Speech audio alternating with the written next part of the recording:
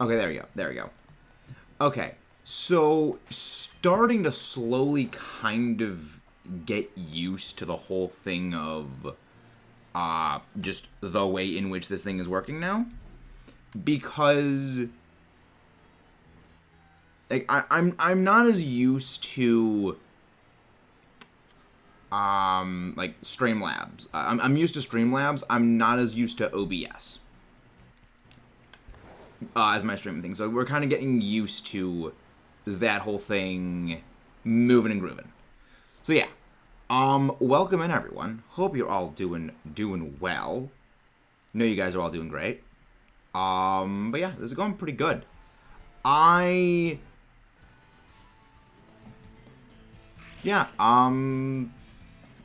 yeah. So how's everyone doing today? Hope you guys are doing well. Oh, what's the news, Aiden? What is the news? What is the news? I'm curious to say. But yeah, we are just gonna be shiny hunting our Greninja. But hello, Cactus. How are you doing? Hope you're doing good. Yeah, we are just hunting, continuing our Greninja hunts today. My goal by the end of this is to probably have gotten closer to 3 odds for this thing. But we will need to figure that out later, potentially. Because game is being a jerk and not giving me my shiny. So we're basically just going to need to deal with it until we get it. Nice, what have I done? Nintendo card. Fun. Because pretty much all we're going to be doing is just walking in circles till we find our Greninja. Greninja counter, there we go. But yeah, it's actually going pretty good. I'm hoping that we get it today, but I have my doubts because game wants to be jerks. I got a shiny favorite. Nice. Favorite. Would that be Garchomp? Just taking a shot in the dark. Well, got fate. Nice. I started up. Yeah, we started a little bit early. How you doing, Toxic? How you doing? Yeah, we decided to start a little bit early. I've been trying to figure out really how, like, streaming on OBS has been, and it honestly seems to be a lot better. Because I'm noticing it is much, much less intensive. Really, Magnezone. That is like, Magnezone actually used to be my favorite shinies. But yeah. Hello, Mudkip. No, okay, no, you're not shiny. You know you're not shiny. I always have to check the fricking whether or not a thing is shiny or not, just because I sometimes find out. But yeah, I'm looking forward to Tears of the Kingdom and everything like that. Shiny, really? Fire Breed Tauros? What do you already got? Yeah, my shiny Paldean Tauros I actually got because it quite literally ran straight into me when I was just doing job stuff. And it was just kind of the greatest thing.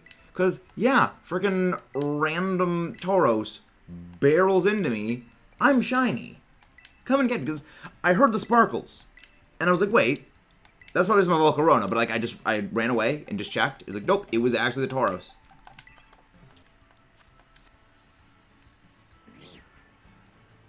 Oh, game crash forever.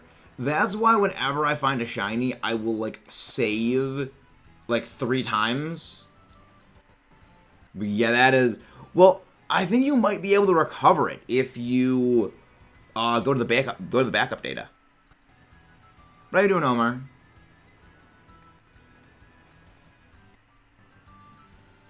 Hey, Pokemon boy, how you guys doing? How you guys all doing? I'll probably be doing the Splatfest a little bit later, Andreas. I've been kind of wanting to focus a lot more on the Pokemon stuff right now, and I just didn't do any of it yesterday because I was just actually clocked out of it tired. But I might do a little bit more Splatfest tonight. But, yeah, I haven't really done that much of it. But I am thinking I'm going to start picking up doing a little bit more of Splatoon. I'm doing well. I'm doing very, very well. But yeah, I've also been trying to work on a bit more of my recorded series. I've been trying to work on a bit more of the edited stuff and, like, discussion videos. Because I have freaking, like, the mother of all discussion videos coming up in the next few, like, week or two. But it's taking a lot to go back and edit the entire, like, the script for it. Because that's not even going to be the actual recording of it. The recording and editing of that is going to be... The whole video is probably going to be, like, 2 hours long. So, it'll be a while to do. But it's going to be worth it. Yeah, and then 4 hours. Yeah. I'll probably hop on for a little bit of it. But, yeah. I'll probably hop on for a little bit.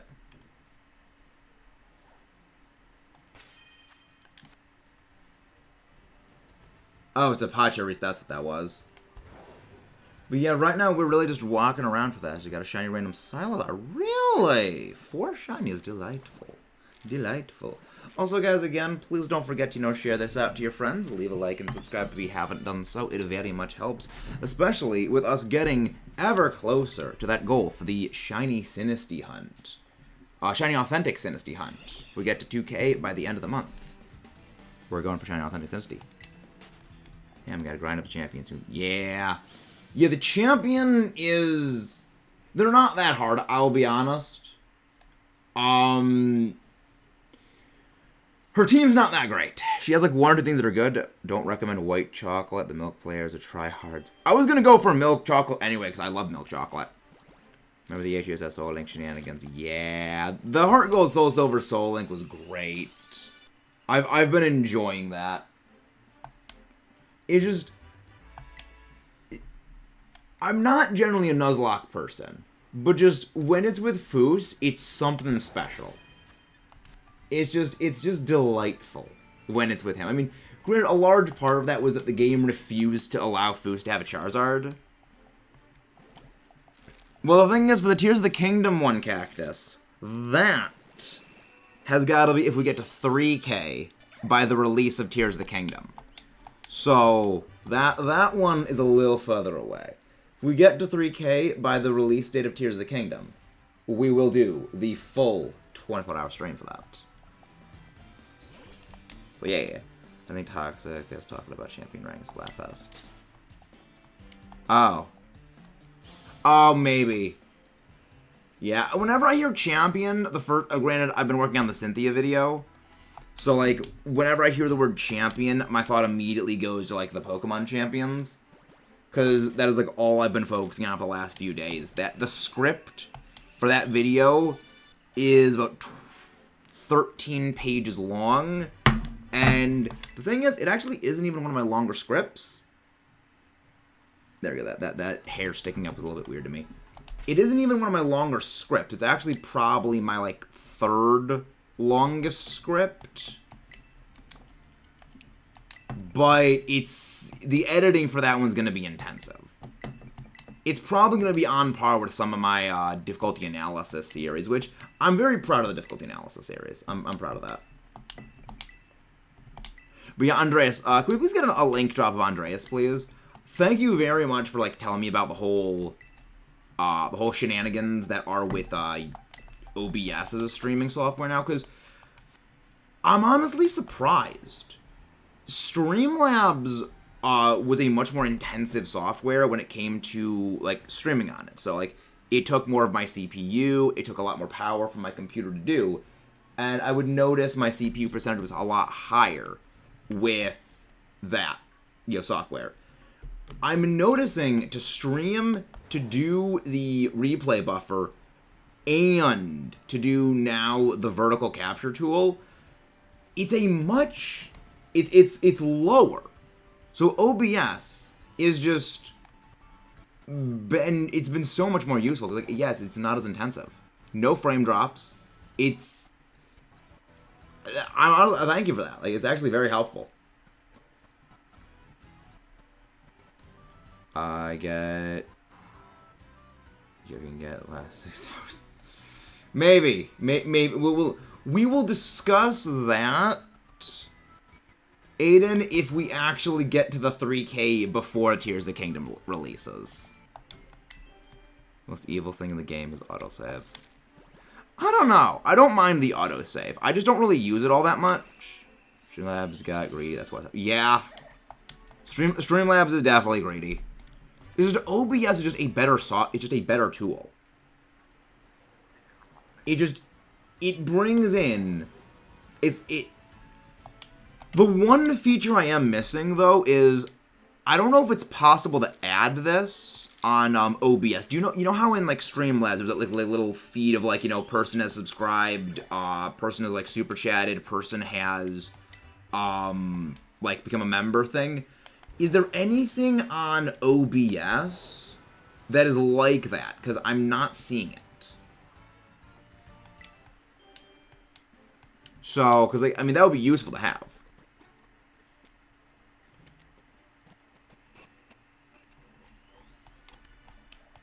But I'm not seeing autosaves are evil when shiny hunting. Yeah, I honestly have my autosaves turned off.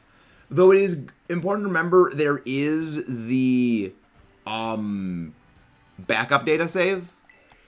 There is a bit of a backup saver that kind of runs passively in the background. I don't know how far back that goes, but that is probably a useful thing to maybe remember.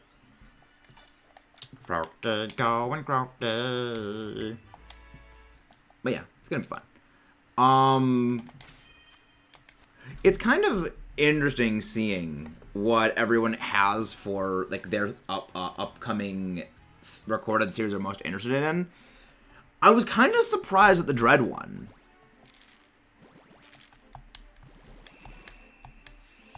Yeah, the thing is, I don't really know how the bots and stuff work, is the thing. I'm not a bot person.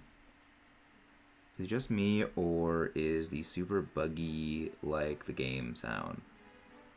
What do you mean, Aiden? What do you mean something's buggy? Like the game audio on my stream, or something else?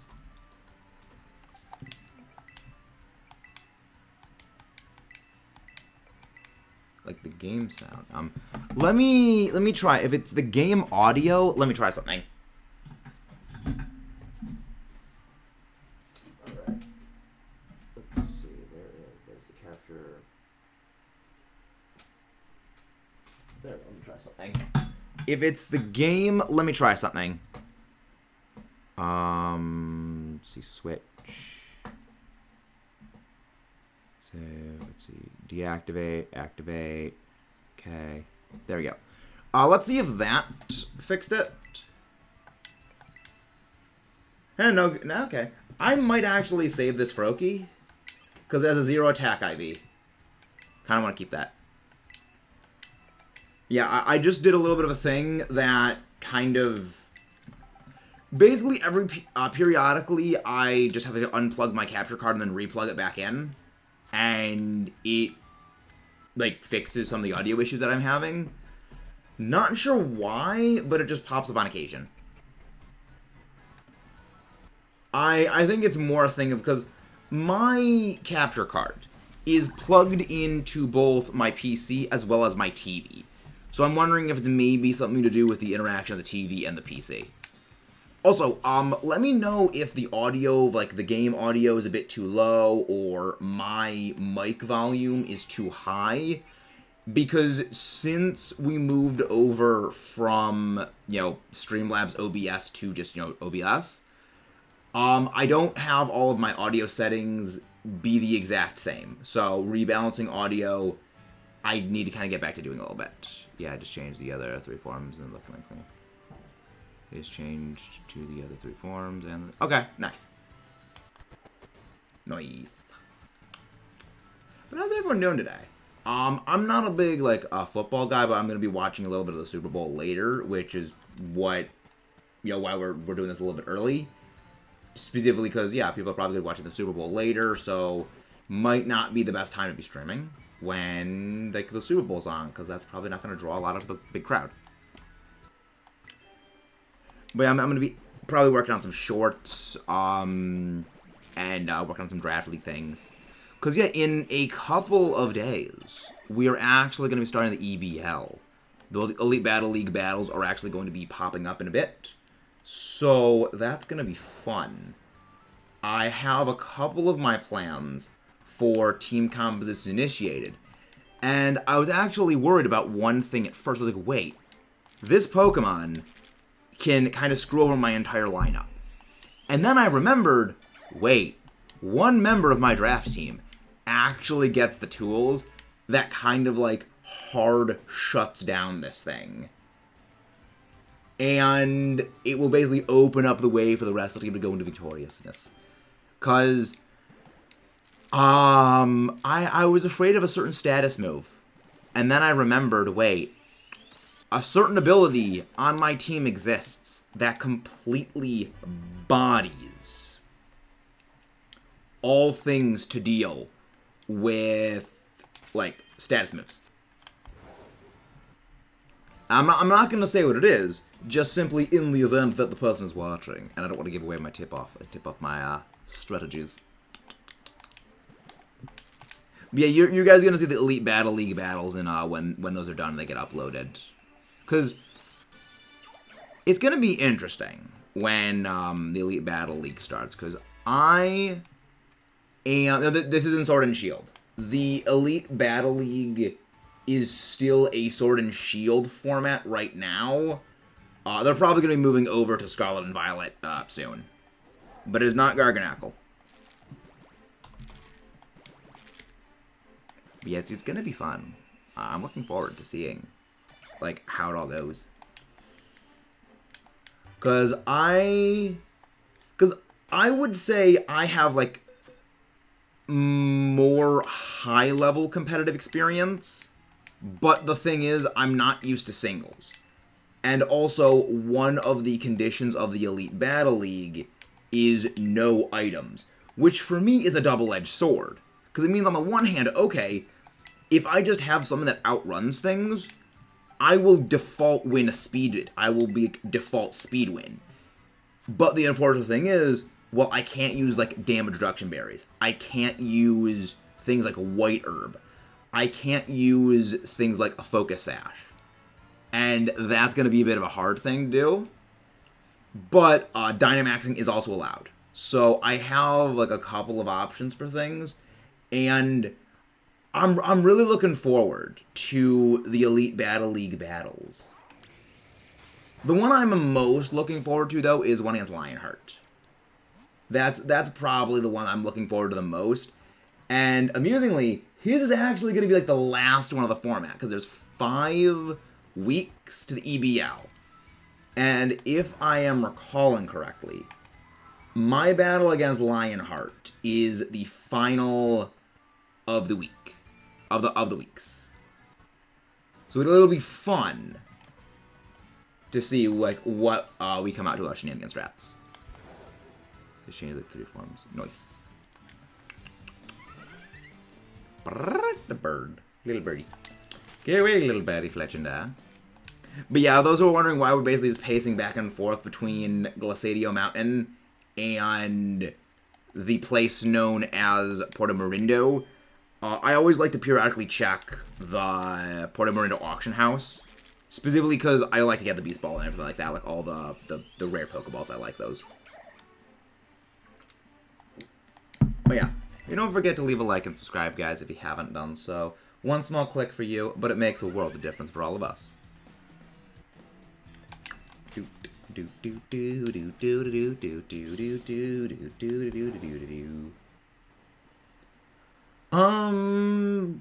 how's everyone doing though? How you guys doing? Hope you guys are doing well. Yeah, I'm glad to know that you guys are like interested in the Let's Plays, because I know a lot of you guys you guys come for the streams, because I know a lot of people like they prefer the streams because it's more interactive. I can converse with you guys can converse with me, and it's just a bit more laid back. But I really, really like the recorded series, because when it comes to the recorded series, I can kind of, like, control the pacing a bit more. And, like, I mean, I love both the streams and I love, like, the recorded series as well, but for different reasons. Because I like the recorded stuff because I can be, like, my more, like, analytical me, where I, like, break the stuff down and, like, analyze things. But I also really, really like the streams. Because when it comes to streams, it's like, yeah, we can hang out, we can talk, and we can just do other sort of nonsense things. Yeah, I don't think that was a shiny. That does not look like a shiny, sparkly thing to me. Doo-doo. Brokey, going brokey. Brokey. Yeah, it's going pretty good. No. How about no? I guess I haven't been paying attention because I just realized the Fire Aura Choreo isn't the only one that just flips the colors to one shiny. Thank you, Omar, for grabbing Andreas' link. Thank you very much for that. I'm kind of surprised that we haven't, like, phased again on another shiny in the meantime. Looks like we have some unfinished business. Also, so where are you now in the post-game of Xenoblade, Caleb? Where are you presently? Because I recommend, if, like, you do get decently far, I recommend, like, looking at Chugga's videos on the replica Monados, because they would be very, very helpful going forward for some things. Because, provided they fixed the auto-attack bug, the auto-attack range bug, they will be very, very helpful. I remember, like, one of them has, like, the best crit chance, like, one of the best crit chances. Hey, Gail, how you doing? Crazy, the song never loops. I thought it was called Unfinished Battle. Oh, Unfinished Business. If you okay. Yeah, I thought that it was, like, Unfinished Battle was the name of that song. The one where its metal face shows up after the Ether Mines. How you doing, Kayla? Hope you're doing good. Hope you doing good. But yeah, it's gonna be a pretty easy day of us shiny hunting Greninja. The shoe. It isn't quite as much of a shoe as Ho-Oh has been. Though. You know, Ho-Oh's been mistreating us. But Greninja's been not as bad, though. So. You're good, chill. I'm doing well. I'm doing okay. Really? I thought it was Unfinished Battle. Okay. I guess Chugga might have been mentioning it wrong. But yeah, it's going pretty good. Just working on some things with OBS, editing some videos, doing some job stuff, and, you know, of course, doing personal exercises in, you know, my free time, because, you know, gotta do that exercise stuff. I just came for visiting my grandma, so that's good. Working on some recorded series things.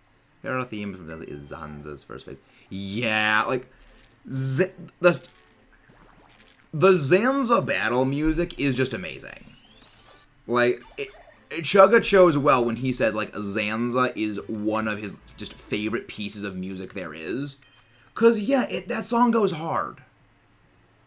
Yes, this is still the first Froakie that we need, Toxic. This is still the first. Mechanical Rhythm. Mechanical Rhythm, I think, is probably my favorite song from the entirety of Xenoblade Chronicles. It's such a good song. What, you mean, like, on a scale of, like, 1 to 10, Aiden? Because I would honestly say, if I had to rate BOTW, I would say it's, like, a 7. Like, from a technical standpoint, and what the game is for, like, gameplay and stuff, it's impressive. But for me, the end-all be-all of the game, like, really is, like, story. And a game that really doesn't have any story, I just have a hard time getting into it as much. Hey, Tomo, how you doing? Just watch the frog take longer than the last. See, that's the thing, Mudkip. I'm worried that that's going to be the case. Because that's what we've had with a lot of our Masuda hunts. The first shiny is relatively easy. Then, the next one takes longer. then the third one takes longer than that. But also, guys, please don't forget to leave a like and subscribe if you haven't done so already.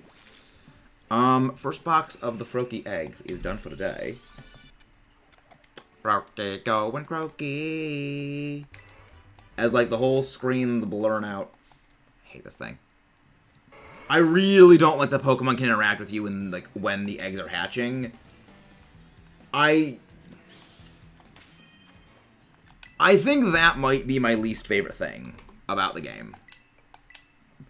Gonna be opposite. I bet it's gonna be opposite. It's gonna be shorter. I hope it is that way. Or you know, that's your song. So I try to make it happen. I know, Mudkip. I know you want it to happen.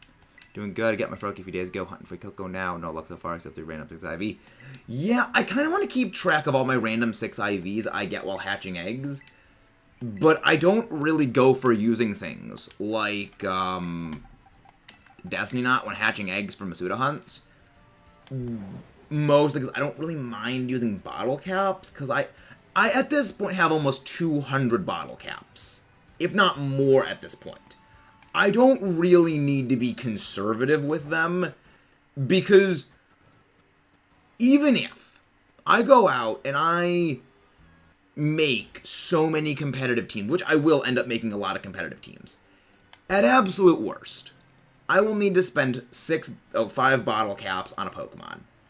You know, 5 bottle caps per Pokemon on a team of 6, that's 30 bottle caps.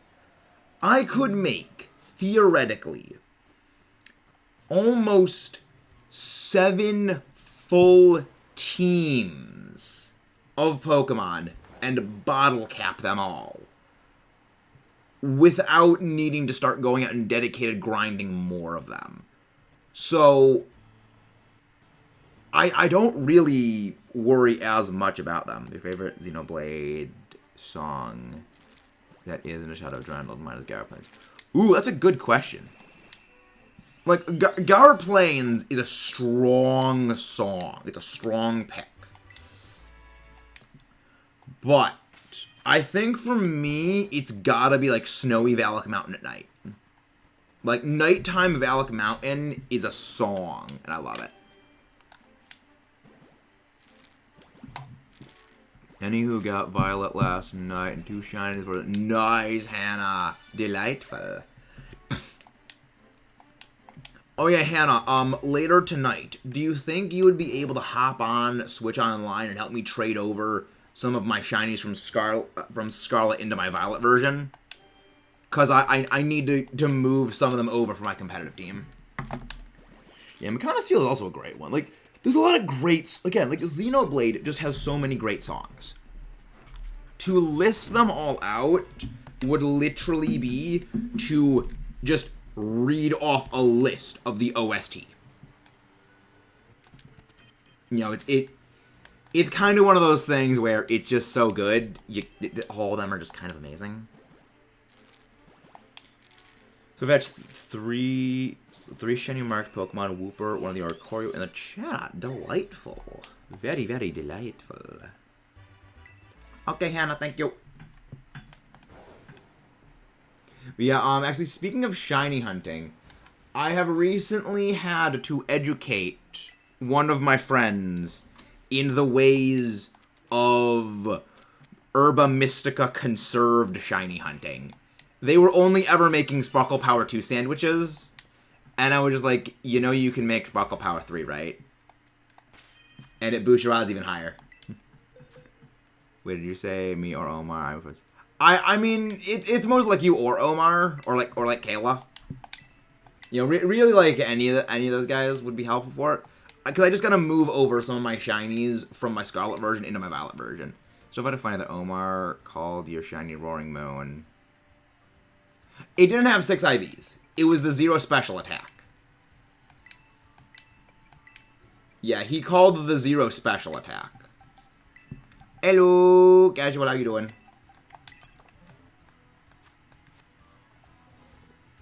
There's a Sparkle. Apparently there is a Sparkle Power 2. I honestly thought you couldn't make Sparkle Power 2 sandwich. I thought there was only Sparkle Power 3. Could I get Scoville in 2 with the last bit of a sandwich, but got Golduck instead. Well, the thing is, Golduck wouldn't spawn with a sandwich that boosts Scovillain. Because Sparkle Power is tied into typing. So that would have been like a full odds, like full Shiny Charm odds, Golduck then. I don't know what you mean, but I'm not sure I get that. Casual. Xenoblade is cool because it makes the annoying character very charming. Yeah. I mean, like, Xenoblade just does a great job with everything in general. I've been hunting Shelder for an outbreak for 2 hours. I found nothing. You may need to just, like, have you knocked everything out? It's near water, so I guess that makes sense. Have you knocked out the 60 Shelder yet? Because the other thing is, have you gone and, like, you despawned the Pokemon?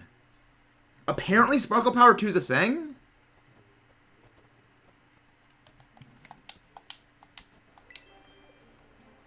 I mean, the thing is, like, even Lorithia, as much as you hate Lorithia, there's, like, still an element of, like, villain charisma to her.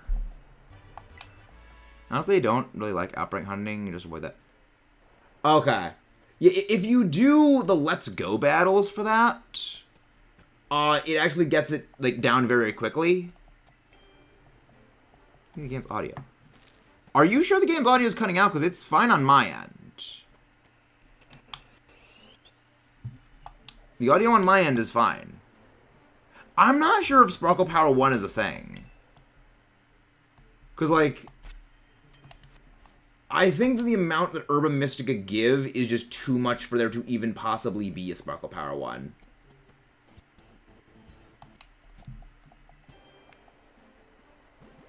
We already have... Why is it cutting out? Strange. It's strange that it's cutting out, because I'm not seeing anything here on my end. We're not getting any dropped frames. Strange.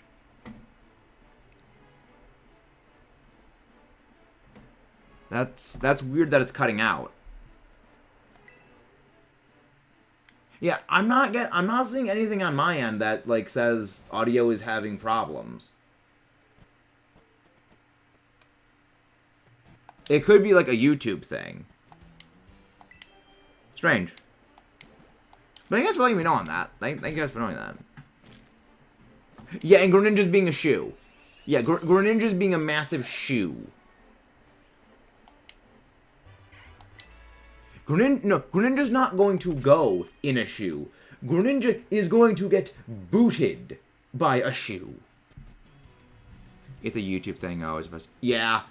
Like, YouTube at times will have, like, a spaz attack where it just freaks out and things just don't work well. The thing is, when you say Shoe Ninja, that makes me think of Shedinja. Also, guys, again, please don't forget to leave a like and subscribe if you haven't done so already. But, like, it does really mean a lot that you guys do enjoy the recorded series things. I'm kind of surprised, like, how tied, like, certain things have been. Shuki. Yes, Shuki. That's a good one. Hey, Raptor Strike, how you doing? How you doing, Raptor Strike? Wonderful name. Now, I want to keep track of, like, all the 6 IV ones I actually get just randomly now. But I don't know. We'll keep track of them later. You just want to get them. At some point, I'm going to be playing Chronicles 3. Shusuke. Yes, Shusuke. I can't think of one for Naruto, but I can think of one for Sakura. Like, Shukura? I don't know. I'm not as clever with names as I think. Phil's the best character in acting. I've never played Chronicles 3. I am gonna be playing Chronicles 3 though. The only issue really with Chronicles 3 is I don't want to be starting Chronicles 3 and starting Tears of the Kingdom, like, simultaneously. Because I will say this. I really like Breath of the Wild a lot more than I used to. The playing for the channel really changed, like, my opinion on the game. But I wouldn't want to be playing Chronicles 3 and Tears of the Kingdom simultaneously right after doing Breath of the Wild. I would need a like major palate cleanser, and because I was talking with some friends and they said that yeah, one of the big reasons why Josuke, not Sasuke, but all right. Oh, okay, Josuke. I mean, ending is the same thing for both names. But yeah, I was talking with some friends that said that yeah, it kind of makes sense that after like coming immediately off of Chronicles and like Xenoblade Chronicles and then playing a game like Breath of the Wild, where you've got a very, very story-driven JRPG to a JRPG where there's just no story. You know, for a person who really, really loves story, that's going to be a massive just like gameplay shock. And for something like that, you would need like a palate cleanser to sort of like clear that out.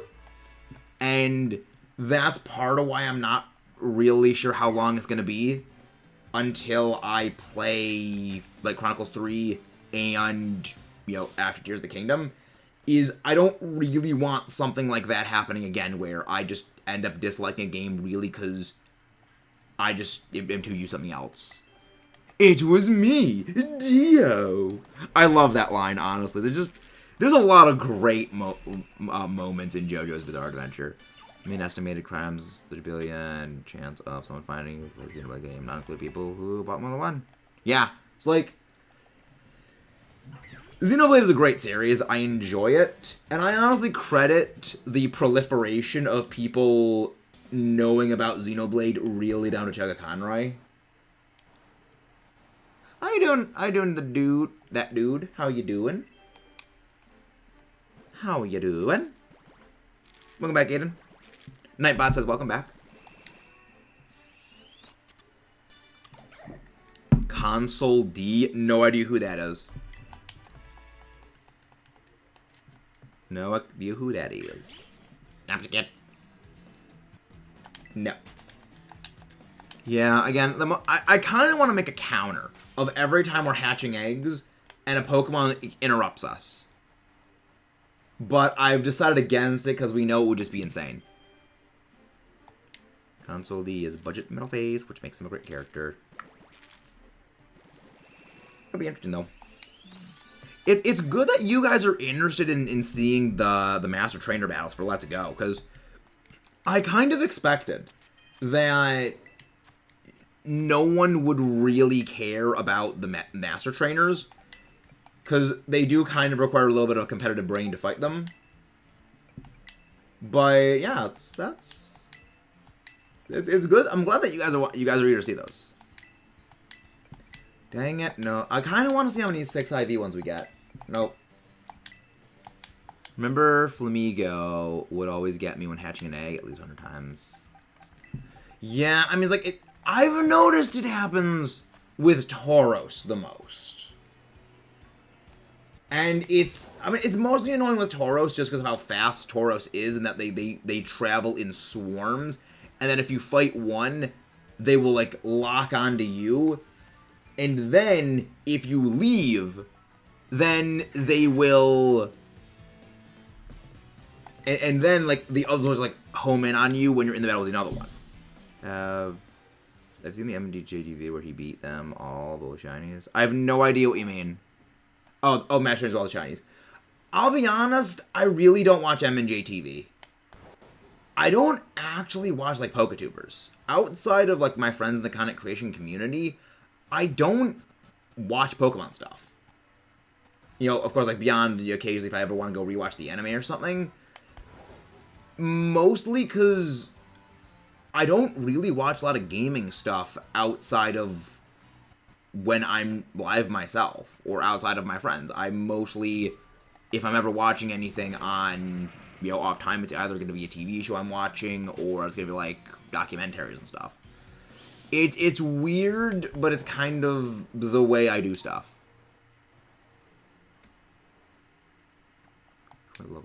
Local tournaments are very fun. They're very fun, but the thing is, regional... I don't think they do locals anymore. I think it's just all regionals now these days for the base one. which I'm not as fond of, because regionals are a lot harder to get to. Because, I mean, a lot of the time, like, they're in relatively large cities, but they're still, you know, you still gotta fly there or drive there, you get a hotel. Not exactly the easiest thing for people to go and do. But that's one of the reasons why I want to go them. They're very fun. Like, regionals are very, very fun. If you guys have the chance, like, you're relatively close to one, I encourage you to go to them. They're very fun. I only started watching Pokemon Counted again because of my recent interest in Scarlet Violet, but eventually I teeter on to the best. I'll probably better watch again. Yeah, it's just a thing of, I mean, one of the other reasons why is I don't tend to watch a lot of the Pokemon content is, this is something that happens with a lot of, like, the bigger creators, is there are times where, like, they're talking about certain things, and it's certain things, like, come up where it's nostalgia kind of dominates the way that they talk about games. And it's one of those things where when your primary point of something is, like, heavily nostalgia-based, I just kind of lose interest, because you're essentially trying to say, yeah, this is why this game that I like is the absolute best game, and essentially treating nostalgia as fact, which kind of takes it out of me. Kind of takes me out of it. They say Lance still wants something. I have no idea who Lance is. If you want a shiny hunt, to take it online, do a fairy scissors. Either or works, Kayla. It just depends on what area you're going to go do it in. I generally recommend going with fairy sandwiches, because the areas where Tankaton and Tankatank spawn in, I recommend fairy because there's a lot of steel types around there. A lot of shiny communities have them. Well, the thing is, a lot of it is because shiny hunting has just become more accessible. You know, people are more interested, like, they can, you know, chill out, have fun, and just be chill when it comes to them. We'll talk about, you know, it's a lot of just being, you know, able to chill out and relax. But yeah, nostalgia is kind of one of those things where when creators start kind of praising nostalgia things into the ground, it's like, okay, not gonna watch it anymore. Because nostalgia is not an inherently bad thing. Nostalgia is actually a very good thing. It's actually healthy. It's a required, necessary thing that exists. But the issue when nostalgia comes into play is when it becomes a warping factor in perception of a series, is when I start to, like, kind of draw the line. You know, but that is also just me. Because I do generally have a very negative look at nostalgia. Yeah, boy, you know, long to wish the best go for the game. Go to local tournament. Yeah, you can go to the local tournament, I believe, at any age. But the thing is, I believe there is a fee to get into tournaments, but I don't think there are locals anymore. I think it's just regionals at this point.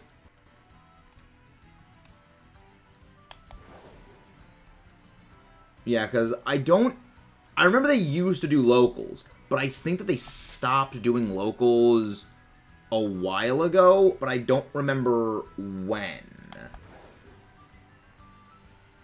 Or maybe they still do locals, but I just haven't really heard about them. I've only heard about the regionals.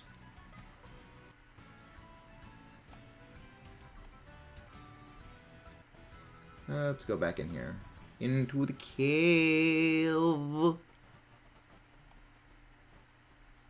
I need to check to see if I still have my Chronicles, oh yeah, okay. Okay, I was actually gonna say, I need to check to see if I still have my Chronicles 2. I do.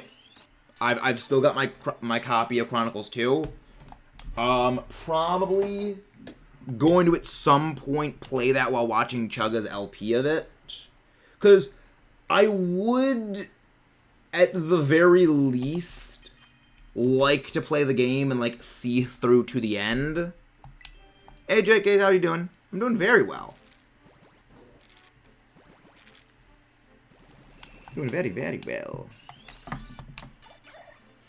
Also, guys, again, don't forget to leave a like and subscribe if you haven't done so already. Probably going to start making Ice Frogadier now. I want to give it a Violet with max special attack and speed.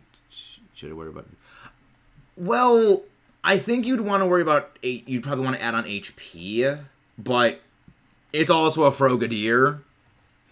So, like, it may not be worth it. But the thing is, if you're doing something like Frogadier... and you're using, like, the Violet, you generally want to go for defense, but you'll need to do a damage calculator for that. What air does Geomon spawn in? There's actually specific places where the Tinkaton family goes in. I can actually show you where on the map the Tinka family actually appears in. I hunted my Tinkaton and my Tinkaton family around...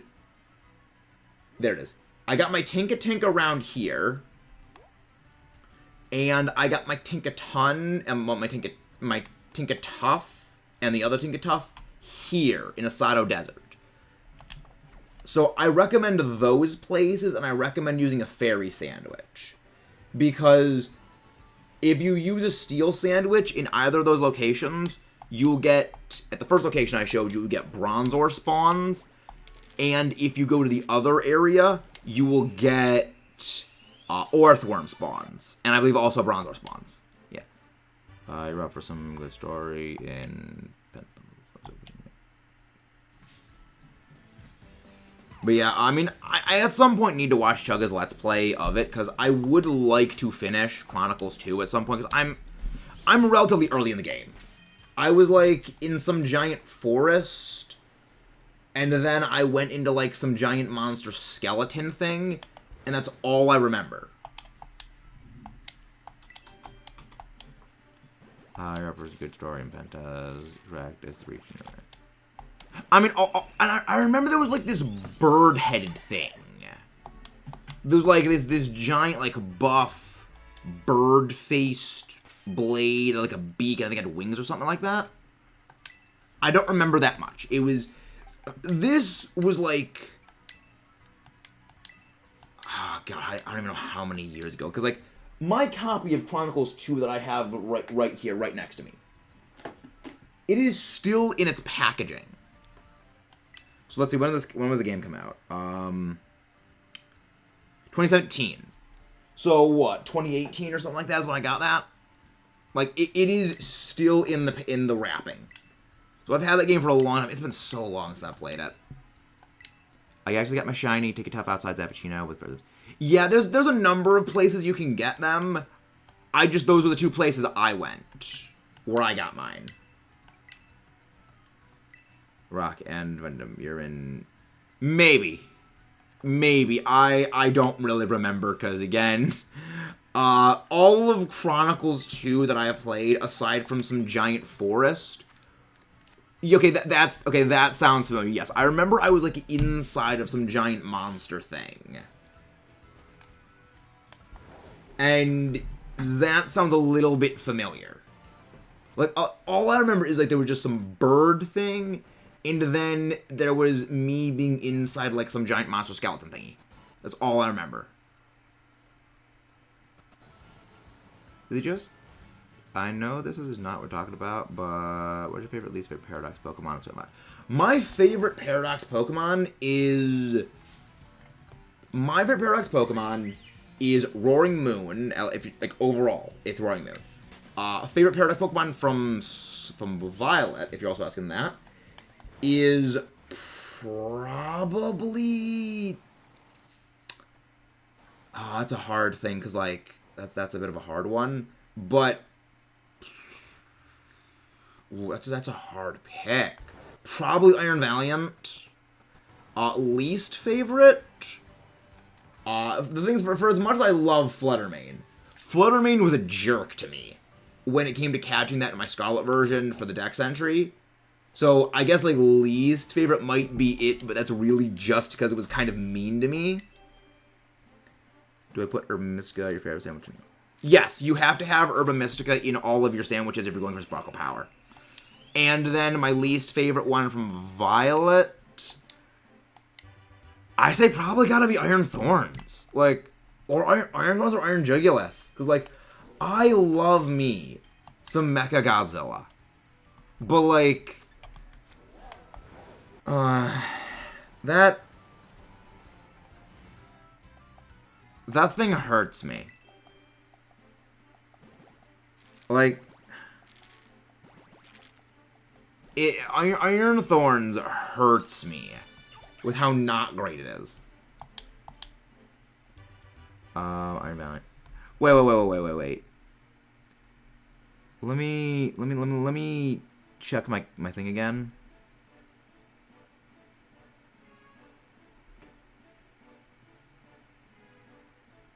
Okay, let me check something because this seems a bit off. My counting seems to be a bit off. All right. I want to make sure that my counting is still on track. Okay. 70.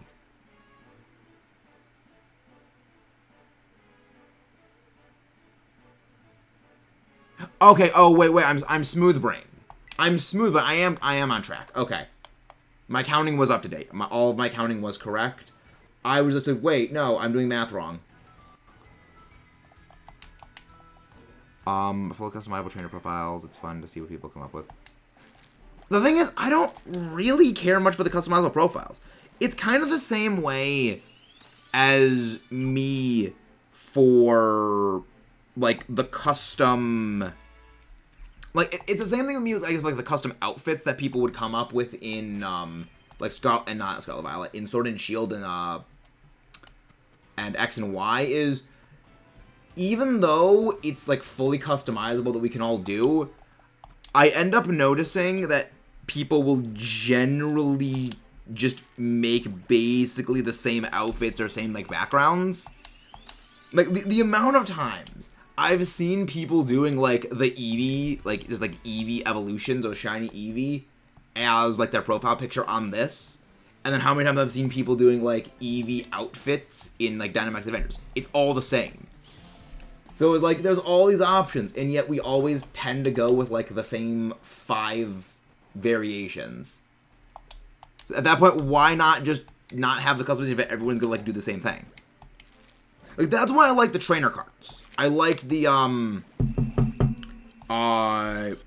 what are they called? League cards. I loved those. Because it was like, there was no EV on them. It makes it interesting to see, like, all the customization people have when, like... I guess when it's, like, you don't have specific Pokemon on them, I like seeing them more. Because it's just, you don't end up seeing, like, the same singular Pokemon, like, plastered over the thing over and over again.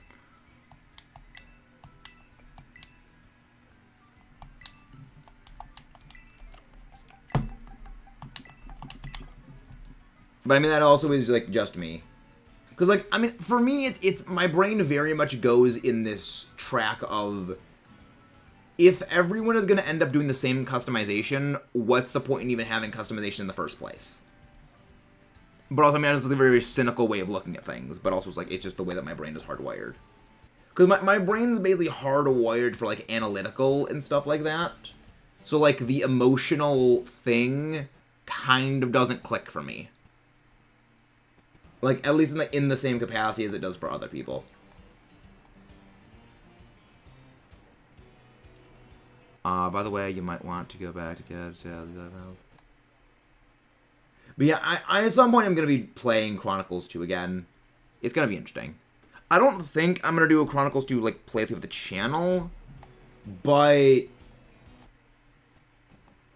eventually I'll do a Chronicles 2. Eventually I'm going to do, like, a whole Let's Play series of Chronicles 1, 2, 3.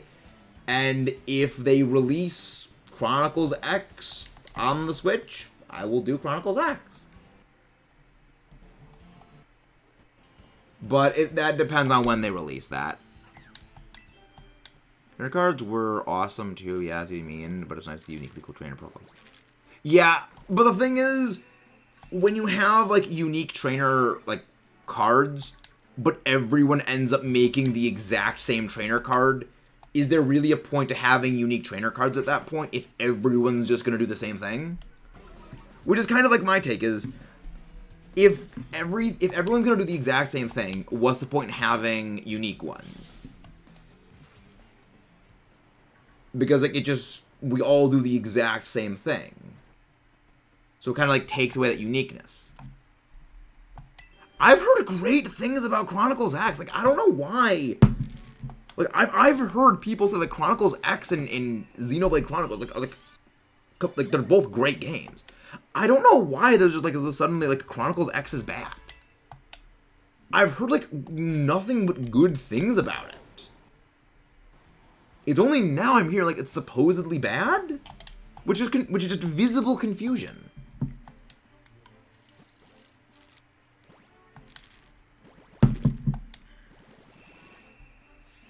Cause, like, it's Xenoblade. Like, Xenoblade is like Kirby. In that, even if it's not a game that's up to par with the others, it's still going to be a good game. Make sure you complete all the side quests before we're heading to I don't even know all these names. Yeah, that honestly makes sense if it just, like, is kind of like bad talk because it's on the Wii U. Because, like, let's be real. The Wii U was a tech demo for the Switch. Like, and kill the front of the population set so I can get Armor Rouge. Noise. Yeah, so between Cerulege and Armor Rouge, which one is your guys' favorite? Because I'm firmly in Camp Armor Rouge.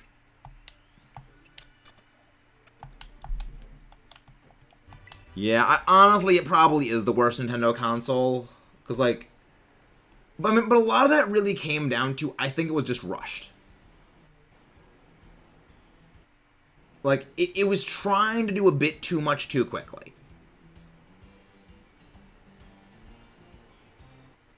So it's really? Everyone is Cerulege. Interesting. I love Armor Rouge. Like, Armor Rouge, I think, is one of the very few instances where a version-exclusive Pokemon has been able to impress me in a way that I think its counterpart never would have been capable of doing. Because there's been a number of times I've played a Pokemon game, and I've had the version exclusive, I've used that, and I like that version exclusive more, and then I eventually used, like, the other versions exclusive in another playthrough, and I was like, oh, this thing is pretty cool.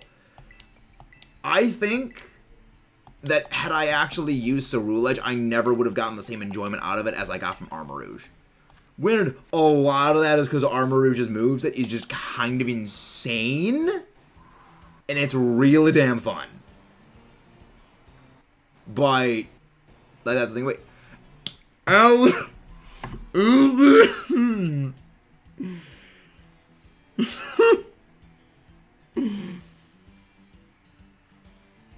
Alan, thank you very much for that. Thank you for being a member for half a year, you absolute legend. What do you mean, love it? I mean, like, I don't think Cerulege is bad. I just think it's like, when you have a fire type that learns, like, grass moves, it just, like, it just gets so much moves. Like, the amount of moves that frickin' Armor Rouge gets is insane. It gets so much type coverage. Like, it gets freaking, like, Dragon Pulse, Expanding Force, Shadow Ball, Dark Pulse, Energy Ball. Though I will say, I think Bitter Blade is a better move than Armor Cannon. Because, like, Armor Cannon, yeah, it's pretty cool. It's like a strong, special attacking fire move, 120 base power, drop your defenses. Okay, that's pretty cool. But, like, okay, Bitter Blade. It's a fire type move that's a draining attack. That's pretty awesome. Yeah, I'm also going to be getting the new old Kirby game. I'm looking forward to it.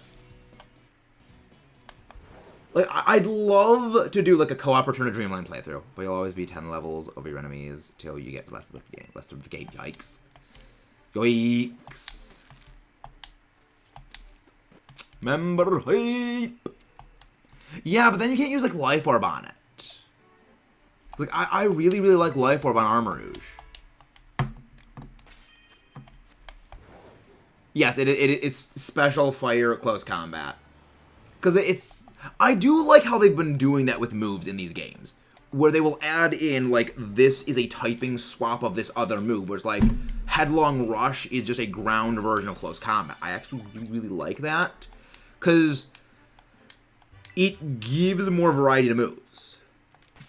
Because we have, for a long time, needed a good physical ground move that is single target. Because, like, yeah, there's high horsepower. But high horsepower is, restricted now very heavily, and Stomping Tantrum's kind of weak. Headlong Rush, really strong, but it's got a recoil move.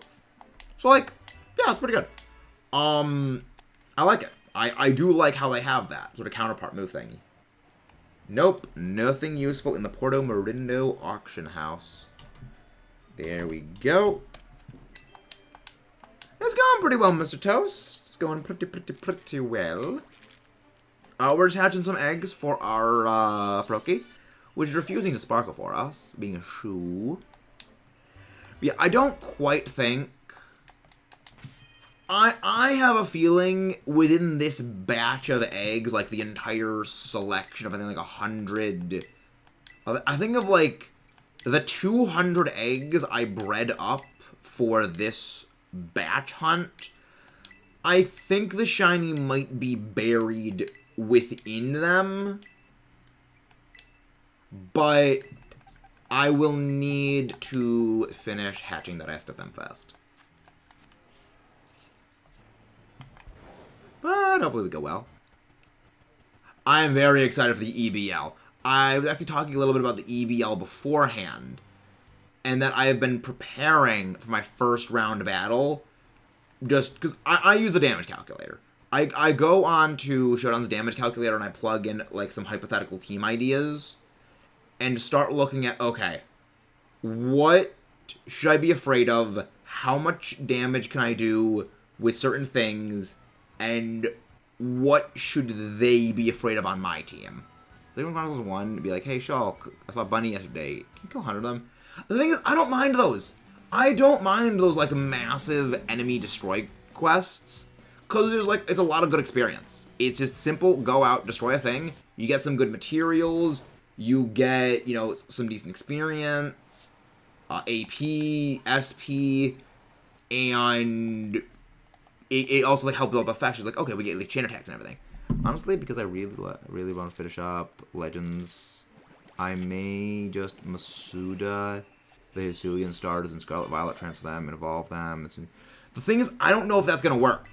Because I don't believe you've ever been able to transfer Pokemon back a generation via things like the Pokemon Bank and things. So, that may not work. I'm always excited to battle. I'm always excited for battles.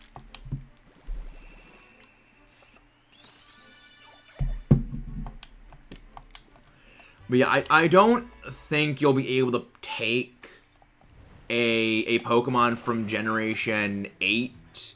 I don't think you'll be able to get Generation 9 Pokemon, like a thing hatch in Gen 9, and put it in Generation 5. Generation 8. I don't think that's going to be possible. Well, it was like, I think that, because it wasn't the case with, like, Pokemon Bank in, like, moving stuff from Generation 7 games into Generation 6 games. So I don't think they'll have that. First time battling, so it goes, yeah. Also hatching eggs for shiny Untemple Rock. Nice. Delightful. That's going to be a future hunt, because, like, I really, really want to get that Lycanroc. I love Lycanroc. So what is your team, Mr. Toast, in the EBL? Like, your team name? Nope, no Weepfrog yet. By the way, healer class is the best class of the game. Really? So they learned their lesson from Charla in not nerfing healers into absurdity when it comes to Xenoblade games. But I don't really think it was intentionally nerfing Charla. It was so much as like, okay, we're gonna try and make an offensive healer who can do damage. Ah, Montebello Morpico. Let's give a look at the game lineup, because I'm curious to see. I'm curious to see if we actually battle each other. Because I'm already I'm strategizing for like all 5 rounds of the EBL right now. Because that's what I do when it comes to like any of my battle formats, is I will look, okay, I will start thinking about like my battles weeks in advance, specifically because you never know if I might have like some secret closet tech for 1 week, but I don't want to reveal that tech too early, because if I reveal this tech, then the person will know later on. So we always try to get by saying, like, can I not use, like, all this tech?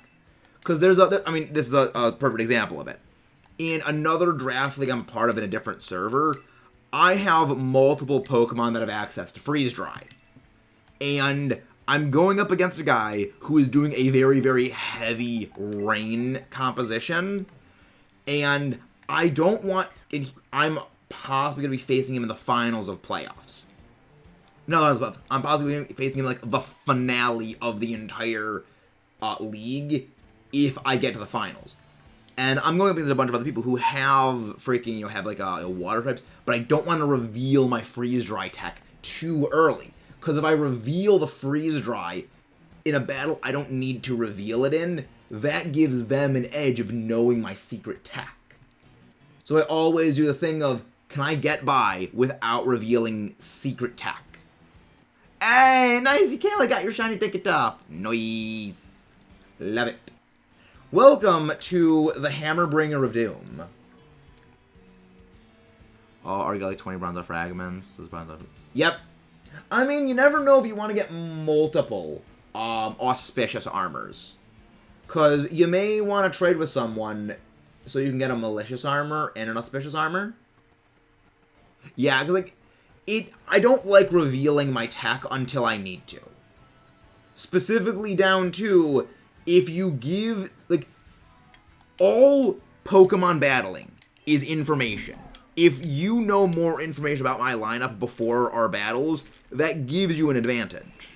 Like, to quote Sun Tzu, all war is deception. You got to keep that kind of, tech under your hat until you need to bring it out. Manchester. Really, first up, you're facing Timmy B. Then you're facing Manchester. Then you're facing Texas Tyrannitars. Then Carolina. Then... let's see. Okay, it seems we are not going up against each other then. Okay, good. I don't feel as bad then. I have a friend with a Violet, so I'm just forcing you to give the other. Nice. Yeah, it seems like we are not going up against each other then, Mr. Toast, in the EBL. I kind of check out what your lineup is then. I'm curious. So you are in the Mega Conference, I'm pretty sure. Mega Conference. There it is. There we go. That will be Snowdonian Frostmoss, Texas Tyrannitars, Fort Sill Warriors, San Antonio Espers, Carolina Garchomps. I'm not seeing your lineup in the teams. Yeah, I'm not seeing your teams in the server. Weird. All I see is the dropouts, the New York Matangs, Carolina Garchomps, San Antonio Espers, Estonian Frostmoths, Texas Tyrannitars, Iowa Incineroars, Forza Warriors. Curious. And then they use his fight money to buy 2 of every animal gladiator dice. Hey, Ice Glaceon, how you doing? Yeah, I mean, we've had a lot of under odds shiny hunts so far. So, game had to RNG whiplash us at some point. I had a feeling it was coming eventually. Oh, you're in the other division. Okay, let me go check. So you're in the Dynamax Conference. Greater Manchester Greninjas. Florida Rowlets. I love the names. Walton Wingles. I'm not seeing the names of them.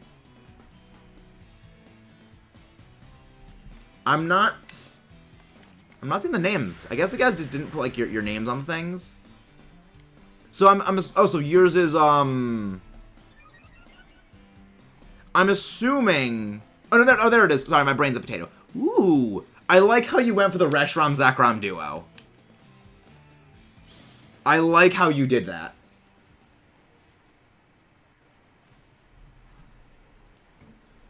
Done with conference. Spoilers. I hate the ranked seasons full Paradox teams. It sucks now. The thing is, I don't really think the Paradox Pokemon are that strong. Iced. Like, there can be Paradox Pokemon that can do really, really well, but I don't think the Paradox Mons are, like, too strong. Because they're very dependent on field conditions, or they're dependent on being their held item. But the thing is, if you're using your held item for something like, you know, the booster energy, well, that also means you're not equipping them like a choice band. And it means if you're forced to switch out, you lose that boost. So, like, I'm kind of okay with it. Yeah, I mean, I've used Reshiram. I've used Reshiram before in competitive. It is a menace. My shiny Reshiram has been very good to me in competitive battles. 5 sandwiches on Mimikyu and no shiny. Yikes. Yeah, Mimikyu's a rare one. Mimikyu is just annoying to hunt for. That's why when I'm hunting my Mimikyu, I'm doing Masuda hunt for it. Like, it's mostly down to I don't want to deal with that. The other thing is I want a Pokeball style. Which one is this team called? The Toronto Tyrantrums. One of the people I know has the Toronto Tyrantrums. And I'm just like, I love it. I love all of the names that people came up with for the Elite Battle League teams. They're great. But yeah, like, okay, so let's see. Zekrom, Reshiram, Rillaboom. Oh, that's scary. Grimmsnarl, Galarian, Weezing, Blastoise, Crobat, Crocodile, Cofagrigus. That is a fairly disgusting team you've got right there. And I love it. Like, honestly, Zekrom and Reshiram combo very, very well with that Rillaboom. Because they're both weak to Earthquake, and grassy terrain destroys the damage that Earthquake is capable of doing. It's actually a really good combo. Let's go about Salazar, but I'm too afraid to hunt it because I'm worried it's going to run into the sea. Let the Salazar fall in. Hold up. Well, that's why if you see it, you can just save, and then you can just reset the game if it doesn't, if it like runs away.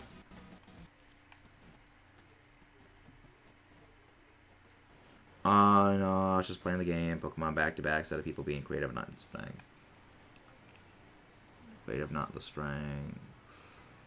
Oh, just the thing is, I'm honestly okay with fighting the same Pokemon back-to-back if they're easy to beat. Because it's like, okay, I've fought this thing like 7 times already. I know exactly what it's got to do, and I know exactly how to beat it. Okay, bop, you're dead.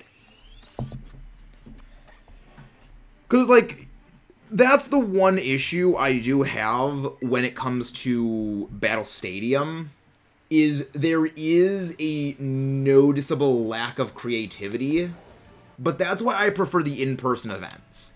Because when you go to in-person events, the creativity is much more pronounced. Because the people who get to them are the ones who are clever. They're not the ones brainlessly spamming the same thing over and over and over and over and over and over and over again.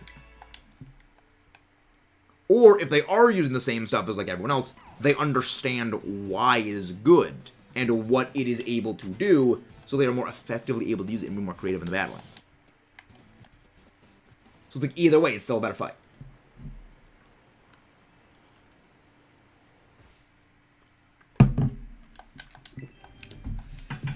Yeah, I don't miss Zacian. I can't really flack Zacian too much, because for all of the sins that Sword Dog committed, it did heavily prevent Xerneas from just Power Herb, Geomancy, Dazzling, Gleaming everything into non-existence. I need to do that because my team is purely thought of and made by me. The thing is, you also gotta remember, Iced. The frequently used Pokemon are generally frequently used because they're that good. So, like,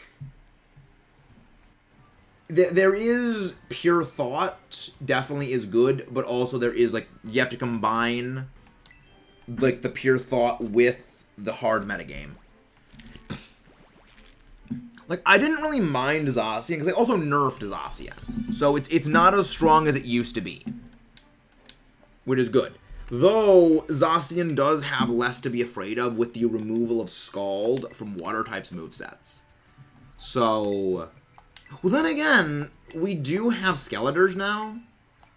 I mean, Volcarona was always one of the best answers to Zacian. So, that is also helpful. Like, Skeletors now just completely body Zacian. Because it's unaware. Thank you, Mr. Toast. I picked a lot of Pokemon I'm very, very, like, well-versed in using. Like, I'm very well-versed in Gastrodon. I'm very well-versed in the head-chopping menace that is known as Kartana. I picked Gigalith. I just love Gigalith. But yeah, I run a lot of sand teams competitively. So, like, I will fall back on what I am used to knowing when it comes to putting teams together. Pretty much my default when it comes to a new competitive metagame is, how can I build a sand team? I stick with what I know.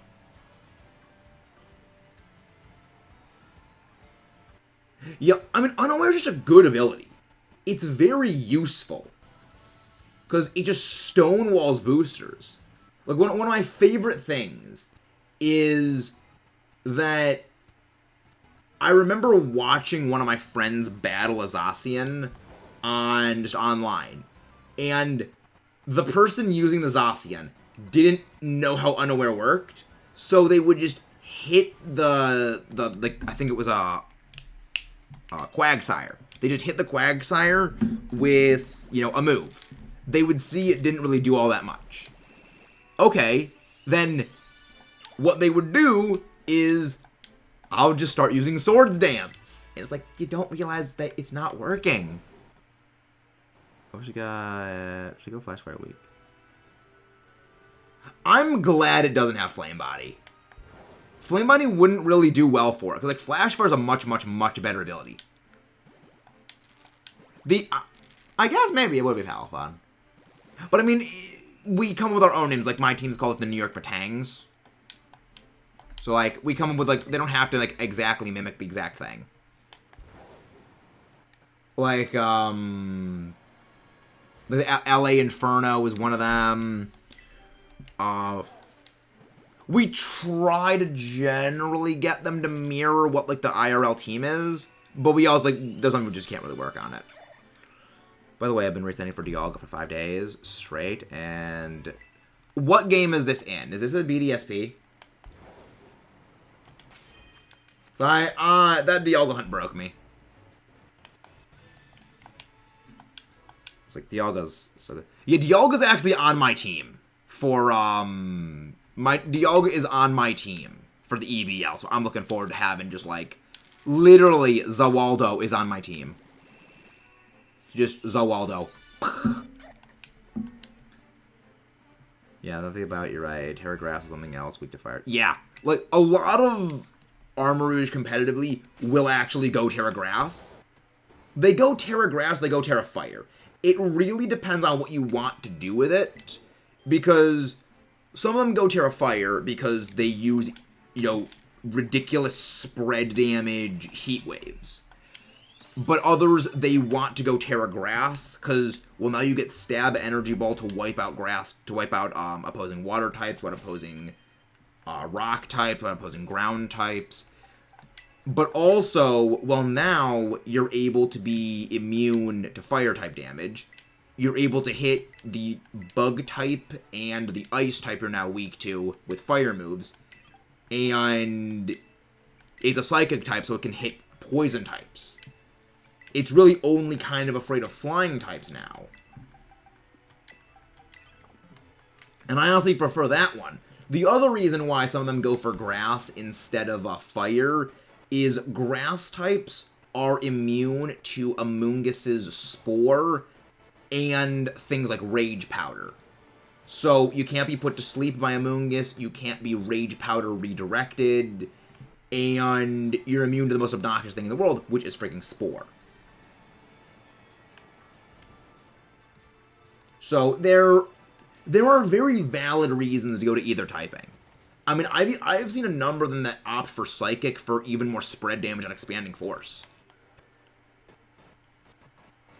But I'm not as fond of the Psychic type ones for Expanding Force, mostly because Expanding Force is more easily shut down than you can really shut down the spread Heat Wave. Guess I'm not quite as insane, but this is... Yeah, I mean, the other thing is, remember, the Shiny Charm does not affect encounters in BDSP, so you're doing a full odds Shiny hunt for that Dialga. You know, that's a full odds hunt.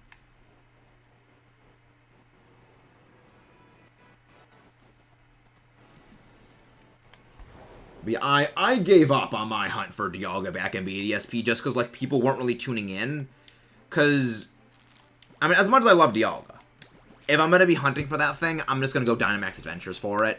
Or when they come out with the Dynamax Adventures in this game, like whatever its equivalent is, I'm going to do it in this one.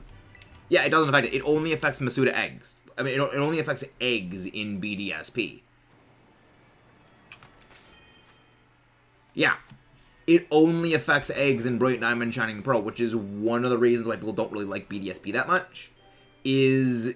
The funny thing is, like, people complain about shinies are too easy to get these days because of all the boosts.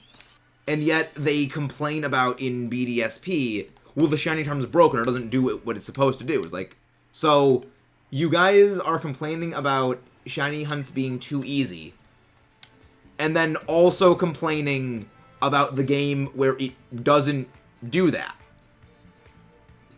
Visible confusion. I mean, I don't disagree with you. Dynamax Avengers is actually slower than the soft reset one if you're doing it with other people. If you're going solo DAs, it is, I believe, faster than soft reset hunting, but it's still pretty annoying. Hey, Braydell, how you doing? Welcome in, Braydell. Hope you're doing good.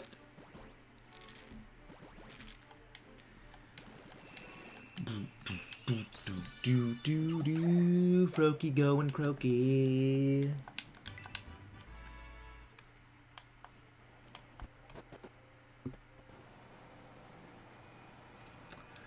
But yeah, this one's definitely going for a while. I don't really care for raids, and I never complain about John's love. Honestly, shinies are pretty good in this game. They are free, but it's pretty... Yeah, like, the thing is, even if you're not doing Sandwich with Sparkle Power, you'll be finding shinies at a much faster rate regardless in this game, purely down to one reason. In the previous game, you would need to wait through about a half minute of all the cutscenes and unskippable dialogue boxes that play every time you get an encounter. So, you go through, like, 2 encounters, that's a minute right there, if not more. And in this game, you can now see the thing you are hunting for without even needing to go through those animations. So, in the same amount of time it would take you to do a single encounter back in, say, Sword and Shield, even, you could do, you know, 10, 15 encounters in this game. And that's even before you exclude, like, that's before you even include, like, you know, Sparkle Power boosts. That's just not, that's not even really with encounter power boost either. That's just normally encountering. Like, look at that. I saw, what, like 15 Dashbun right there in the span of about, like, 5 seconds. Maybe a little more. To go through 15 encounters in something like Sword and Shield would be, you know, almost like 8 minutes.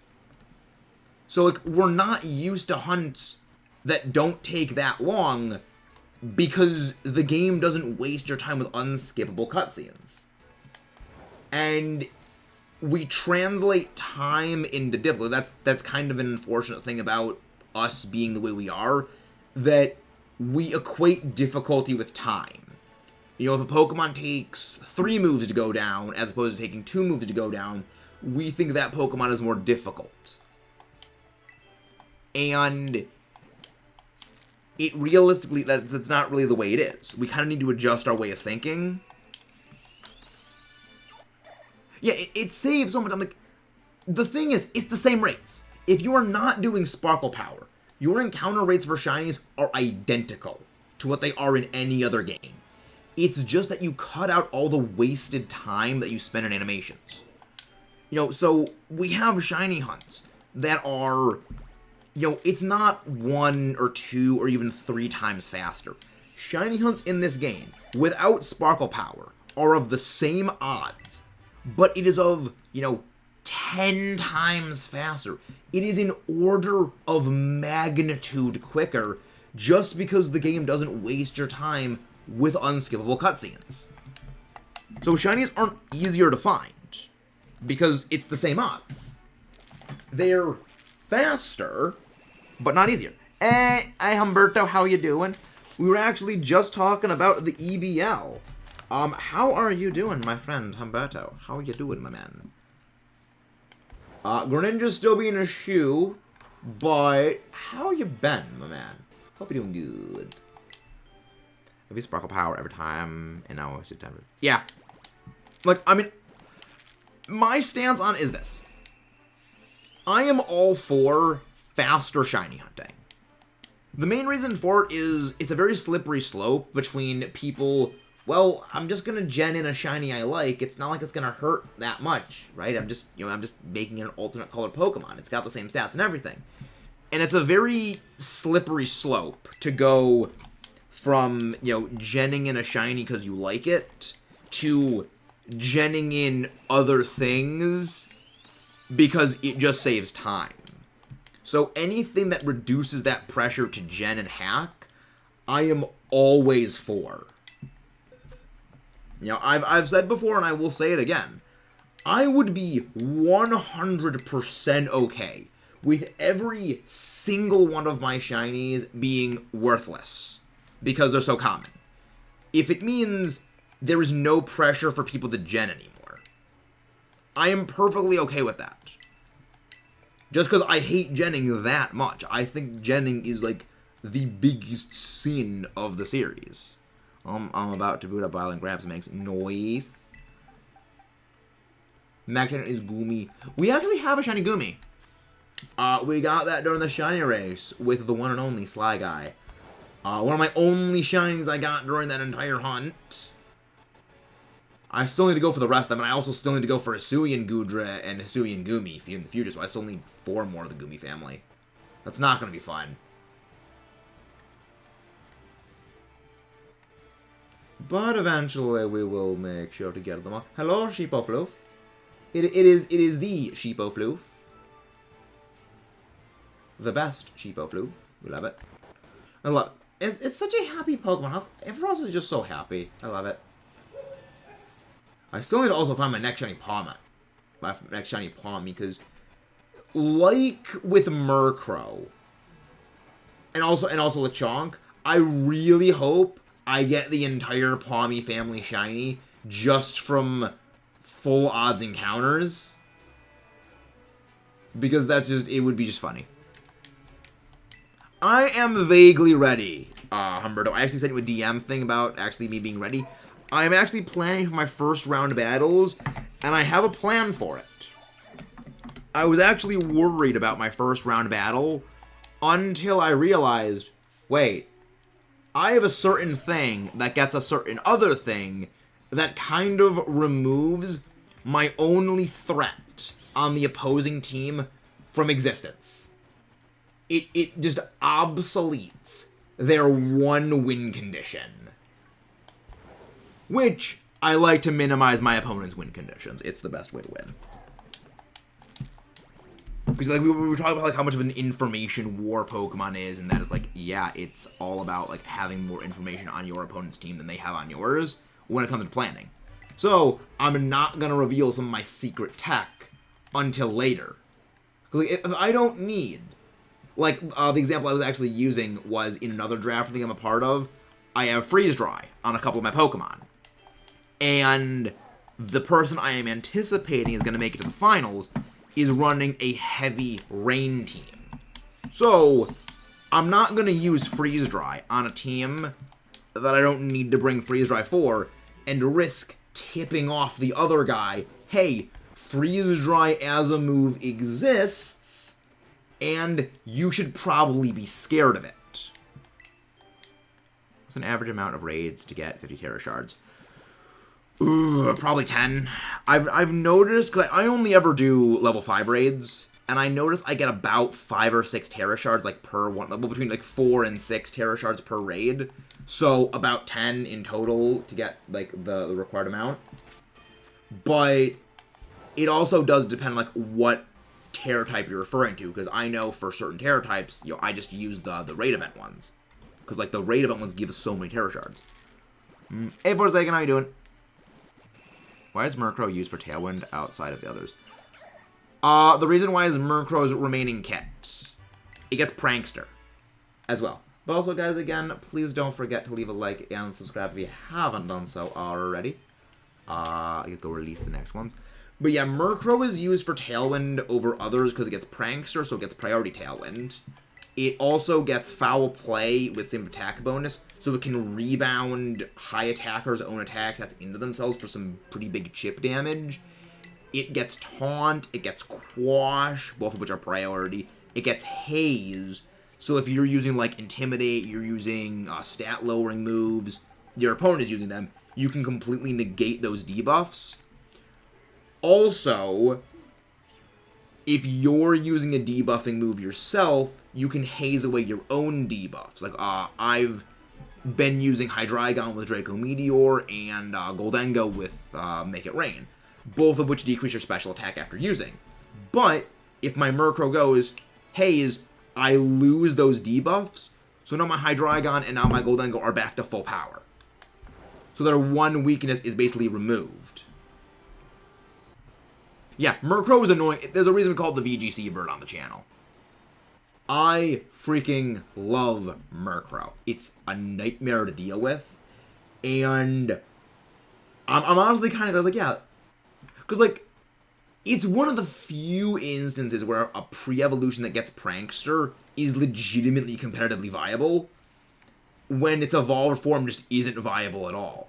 Because Honchkrow is not great. Like, Moxie is a fantastic ability. One of the absolute best. It just doesn't work well on a Pokemon that is as frail and as slow as Honchkrow. Yeah, Chandler, I go to the one in Mesagoza, because I get him there.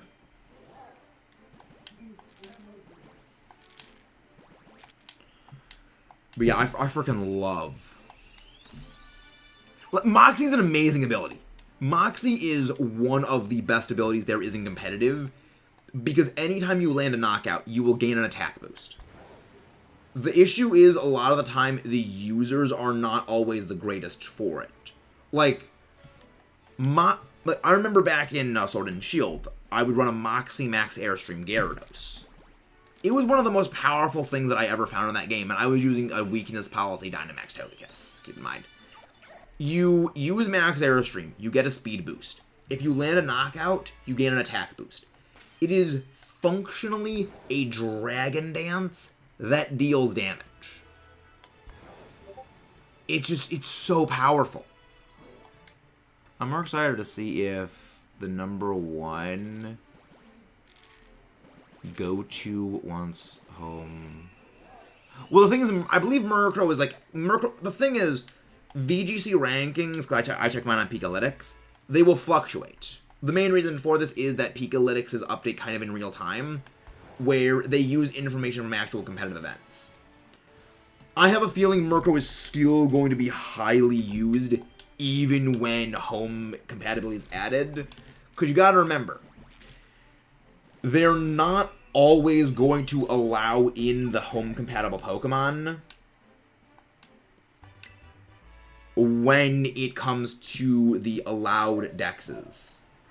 So, they can be in the game, but the Pokemon themselves may not be legal. Because like Cinderace, Charizard, and Greninja are all in the game, but they are not legal for usage in VGC. So, it could be a while before they come in. I mean, I know once Incineroar gets re-added to the allowed dex, that thing is going to turn into a monster, and I'm not looking forward to that. But until that day happens, I will relax in happiness. Like, I love Incineroar. It is my second favorite starter. But also, I freaking hate that thing. It is so overpowered in VGC. It is one of the absolute best disruptors. Intimidate, Fake Out, Parting Shot. It gets so many good things that it's one of the few non-legendary Pokemon, like non-box art legendary Pokemon, that is capable of going head-to-head with many of the box art legendaries. Simply because its moves are so good, it can debuff them into absurdity and just disrupt them so well. Which is one of the reasons I think that, like, Incineroar is gonna be one of these Pokemon that it's never gonna leave. That it will always be in every game going forward because it almost has to. Simply because it will keep the legendaries in check. So, like, no matter how powerful a legendary is, unless a legendary gets competitive, or a legendary gets, like, defiant, and, like, I mean a box art legendary. I'm not talking about things like Thundurus or Landorus, which are the non-box art legendaries. Their base stats are actually, like, relatively close to regular Pokemon, they're only about 570.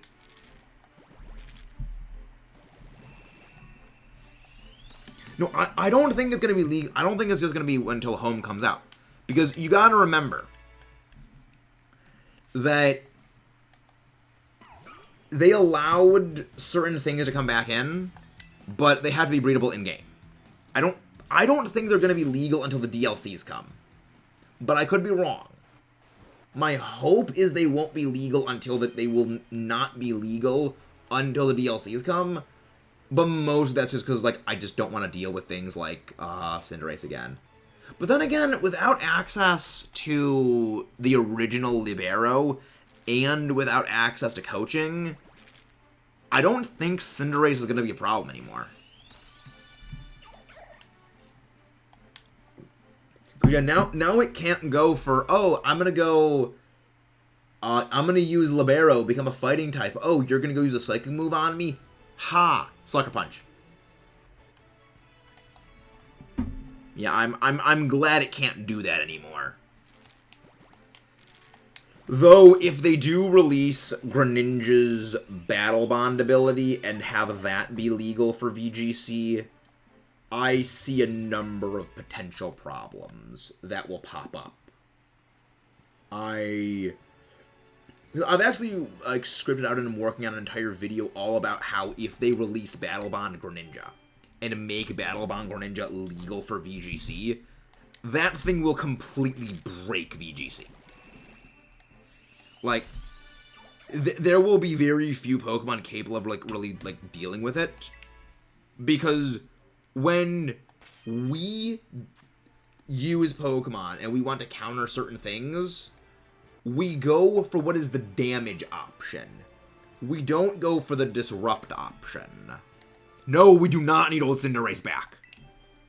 That thing was way too obnoxious. Like, the original Cinderace and original Greninja could win battles entirely by pissing off people. It wasn't that they were good. They would just frustrate people because they would switch back and forth between typings, so you couldn't even deal with it.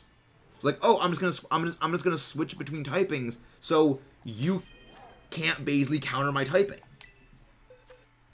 Like, that's kind of stupid. Even then. Yeah, I mean, the thing is, we know how to easily counter them because we know how to beat them. We know about the disruptive moves. Most people don't like using disruptive moves. Like, the easiest way to destroy Dynamax is back in Sword and Shield. It wasn't face them head on. It was debuff them with things like Intimidate, Snarl, Parting Shot, or like you'll burn them. Use things like Trick Iron Ball. The weakness policy ones could be completely eliminated from existence with something like Haze. But a lot of us don't like using those moves. We don't like things like Haze. And we want to be the big damage option.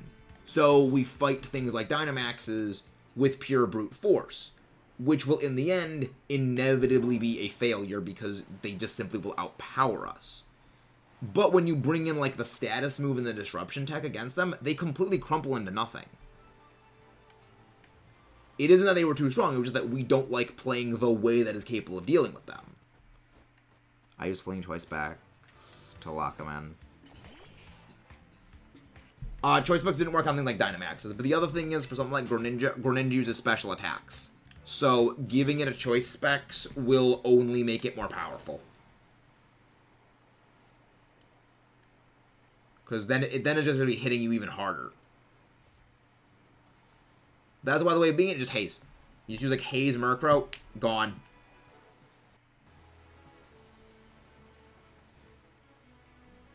What about that? What was that about, Joseph? Remember around the time basically everyone lost Toxic, so I remember finding a shiny Eevee and Let's Go. I gave it Toxic so I could have a bulky Toxic Umbreon online battles. You couldn't use that in VGC. Because that's a transfer move. That is still Gen 7. And in order to use stuff in online battles, you need to take them to, like, Mrs. Clear, like the Clear Lady, who would remove all legacy moves, which would mean it would remove Toxic. Maybe, I should spoil something. Then again. I mean, I already know most things. I already have, like, looked up a lot of things about Chronicle 3. Like, I know the generalized gist of the game.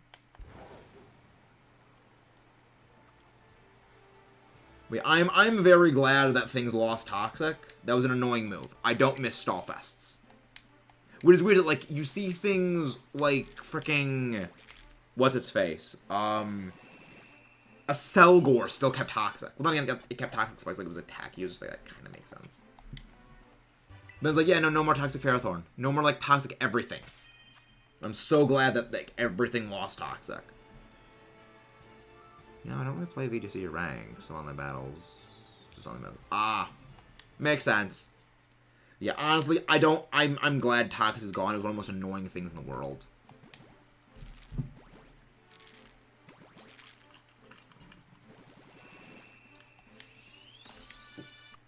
I mean, I know that it's just, like, it's the conglomeration of all the timelines. They're just, like, fusing into one. Which is kind of a neat idea, like, all the timelines just merging into one.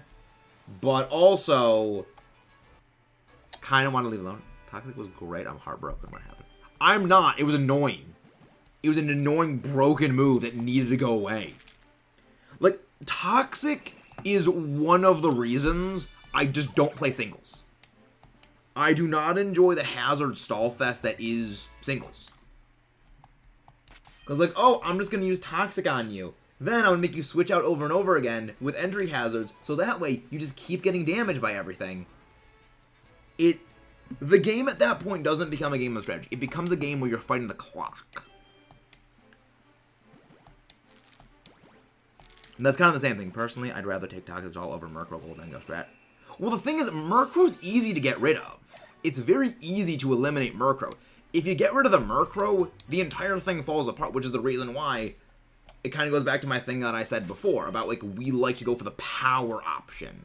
We want to take out, like, the big issue, but if you take out, like, the tech dealer, like, the thing that allows Goldengo to do anything, the Goldengo just falls apart.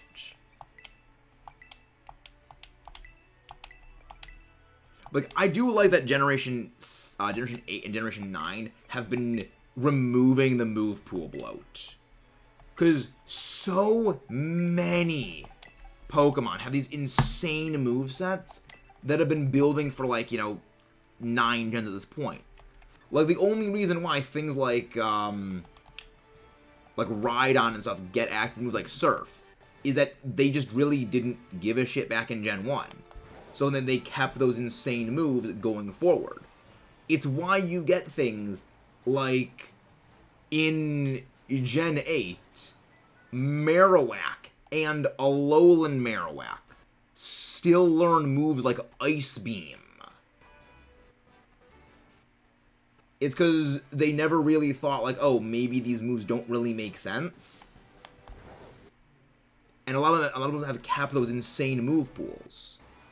And it's like removing those massive move pool blow is it's a much better environment for the games where like more things can't do everything. Gen 9, I think Gen 9 is too broken for the games. Not competitively. Like, competitively, it is one of the more balanced ones. Because you gotta remember, Gen 6 and Gen 7, you had Megas. And you had Z-moves in Gen 7. Gen 8, you had Dynamax. Terrasilize is a lot more tame.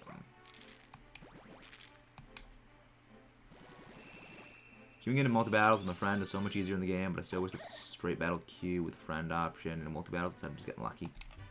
Pressure Violet, Tailwind, Murkrow. You need to one-shot the Murkrow. It's hard to deal with Predator moves. Fake Out. The reason is Fake Out. You use Fake Out, and that does a turn where it can't do anything, and then you just double into it.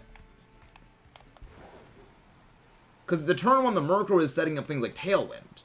You deny the Tailwind, well then the Goldengo can't really outspeed things. Again, go. Clap. Kind of shut down. Again. Little techie options. They shut the stuff down. But you can't do things like Trick Prankster it, because Dark are immune to Prankster. In fact, the more Pokemon are allowed in the meta, the smaller the amount of Pokemon. Exactly. That's the reason I'm very glad they decided to make these like 400 Pokemon Dex entries, where there's not that many Pokemon that are actually allowed, because it gives more variability. Wait, didn't you have to battle tower stuff to get bottle caps? No, you get bottle caps from Dynamax raids. There were a lot of ways of getting bottle caps. You get them from Dynamax raids, the Digging Brothers. You just like find them on the ground. There was a lot of ways. Yeah, you still get wrecked by Goldengo. Makes it rain. The thing is, Goldengo in that case is probably gonna bring either Choice Scarf if it can outspeed you, or it's running Specs. In either case, if it's running Specs, it's underspeeding you by a large margin, meaning it's easy prey if the Murkrow can't set up the Tailwind. And if it's running Specs, if it's running Scarf, well, it's not packing the same power. I would say it's more balanced than the other gens. I would say compared to Gen 8, Gen 7, and Gen 6, I would say it's more balanced. Because you don't have, you know, Mega Evolutions that are base 130, 120 speeds with 170 offensive stats. Or you don't have Dynamaxing. Which Dynamaxing is his whole other host of things.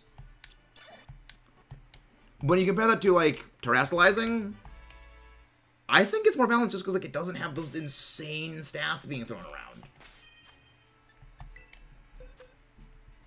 High points, Murkrow, go to protect itself. I wouldn't say it's as toxic as Stall, because like I've found very easy ways of dealing with Murkrow Goldengo. Granted, I run Garchomp. And Garchomp like eats through them. But also like I use like Terra Fire things. Like I ran AV Fire Terra what's its face? Hydreigon. And, like, that just shrugged off anything Goldengo could do.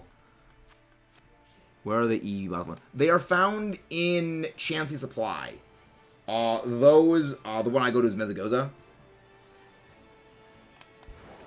And I just buy them there. Mega Kangaskhan is funny because it was so broken. No one ever used it, at least near the end of the metagame.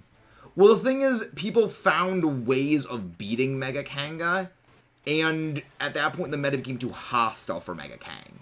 That's one of those things where a Pokemon in a vacuum can be absolutely amazing, but when people start fielding the things it loses against intrinsically, they will stop using it, because then all those meta vacuum wins it has are just simply non-existent. So there's no point in using it. I mean, it's a pretty easy way to just run Toxic Saw, pivot to Steel type. Pivot to a Steel type.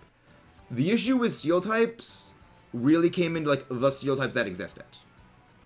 Mostly because they're either super freaking slow. Also, a lot of Steel types tend to have very poor special defense. And don't really have the best offensive stat lines.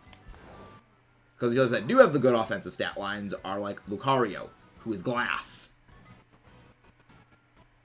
Mega Kang, Mega Mawile, Megazard, Mega Kang. Yeah. But yes, like, I would rather deal with Generation 9's metagame than deal with any of the previous ones, just because they don't have the same OP super moves, where it's just like a win button. Like, I don't miss dealing with Megas that they would Mega Evolve, and they would get, like, 100+ speed stats and have, you know, 150, 160+ offensive stat lines. At that point, it doesn't really turn the game from a game. It just turns into a one-shot city. And I don't really enjoy that. I mean, it's the reason I don't enjoy the Primals either. It's like, it's the reason why I don't really enjoy the Legendary restricted formats either. Like, Goldengo can be problematic, but Goldengo also has a number of issues that kind of you can somewhat easily exploit. Well, that's the reason I run things like, you know, AV, Terrafire, what's its face? Terrafire, why can I not remember Hydreigon's name? I never liked Megas. I thought they were a mistake. Like, I get what they were going for with them, but I just think they went a bit too far into making them. Like, if you didn't have Megas gain 100 base stat total increase, I think they would have been okay. But the issue is that they gave Megas 100 base stat total increase, which put them on par in terms of power with the box art legendaries. Like, even something like Mega Absol and Mega Pidgeot are on the tame end of the spectrum. But for every Mega Pidgeot, there's a Mega Mawile. For every, you know, Mega Absol, there's the Mega Charizard. Because a number of the abilities that, like, the Megas got would help increase their damage output, or it would kind of shut down things that could counter them. So, you know, like Mega Venusaur. Okay, I have Thick Fat now. I take reduced damage from ice and take reduced damage from fire, which means I can kind of more easily body my counters. Gengar, Shadow Tag. You cannot switch encounters to me now unless a Ghost type is on the field, but I outspeed Ghost types and I will destroy with Shadow Ball. You know, Mega Charizard. It would have two abilities that boost its damage output. You'd have, you know, of course, Drought, which would increase its fire move damage by 50%, and weaken water moves, while also meaning, oh, I can just Solar Beam you Rock types into Oblivion. And then there's Mega Charizard X, which I have Tough Claws now. So all my contact moves deal an increased 35% damage. It's a way of giving them the 100 stat point increase, and then giving them a further stat increase, which really made them a lot more powerful. Because, like, something like Tough Claws, that's almost functionally a Life Orb, which is terrifying. For your opponent, a stupid attacking Mega Tire second, you're done for bringing Mega Tire. Wolfblade. Yeah! Your opponent is stupid for attacking into Mega Tire. Yeah! Like, there are a number of not good Megas, but for every not good Mega there is, there's 3 Megas that are insane. It's one of the reasons why when, like, people point to, like, the more balanced Megas, they point to, like, the same group of, like, 3 or 4 of them, where it's, like, Mega Audino, Mega Pidgeot, and stuff like that. And they, like, casually avoid things like Mega Mawile, where I've done this calculation, and this calculation is drilled into my head.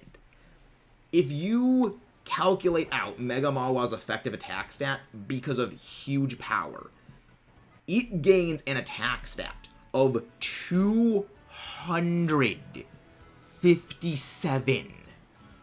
For context, Mega Mewtwo's offensive stats are 194. It is just, it's nothing. Nothing comes close to it. If your effective stab, gold down, go tear steel, make it rain with life orb. They don't run life orb. They will always run a choice item.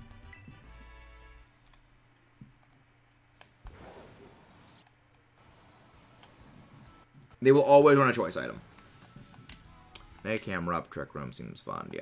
Yeah, but the other issue is that Mega Camerupt, it kind of had the issue of, like, it's splitting its stats a bit too much. You have to perfect though. Stab, go dango. You make it rain is what?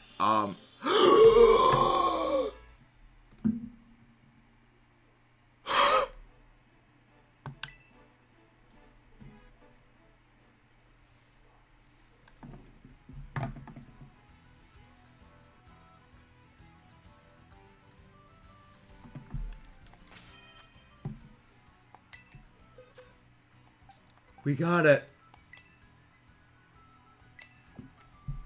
We got the first Froakie. That is Froakie at 1,272.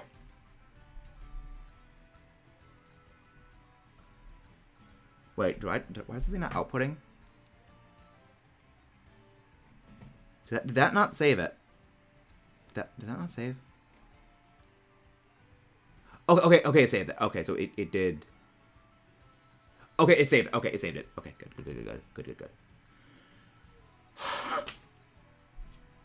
We got it. We finally got it. Our first shiny Froakie. Super Bowl Sunday Froakie. All right.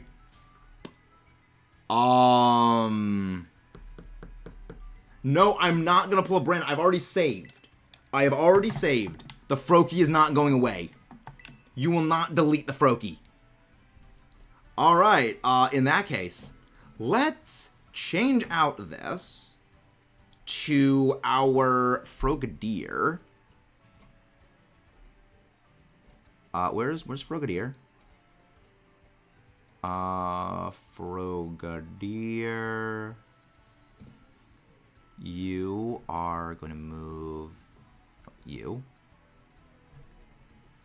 Why is it not moving? Why can I not move it? There we go. You go there. No. You go here. There we go. We freaking got it.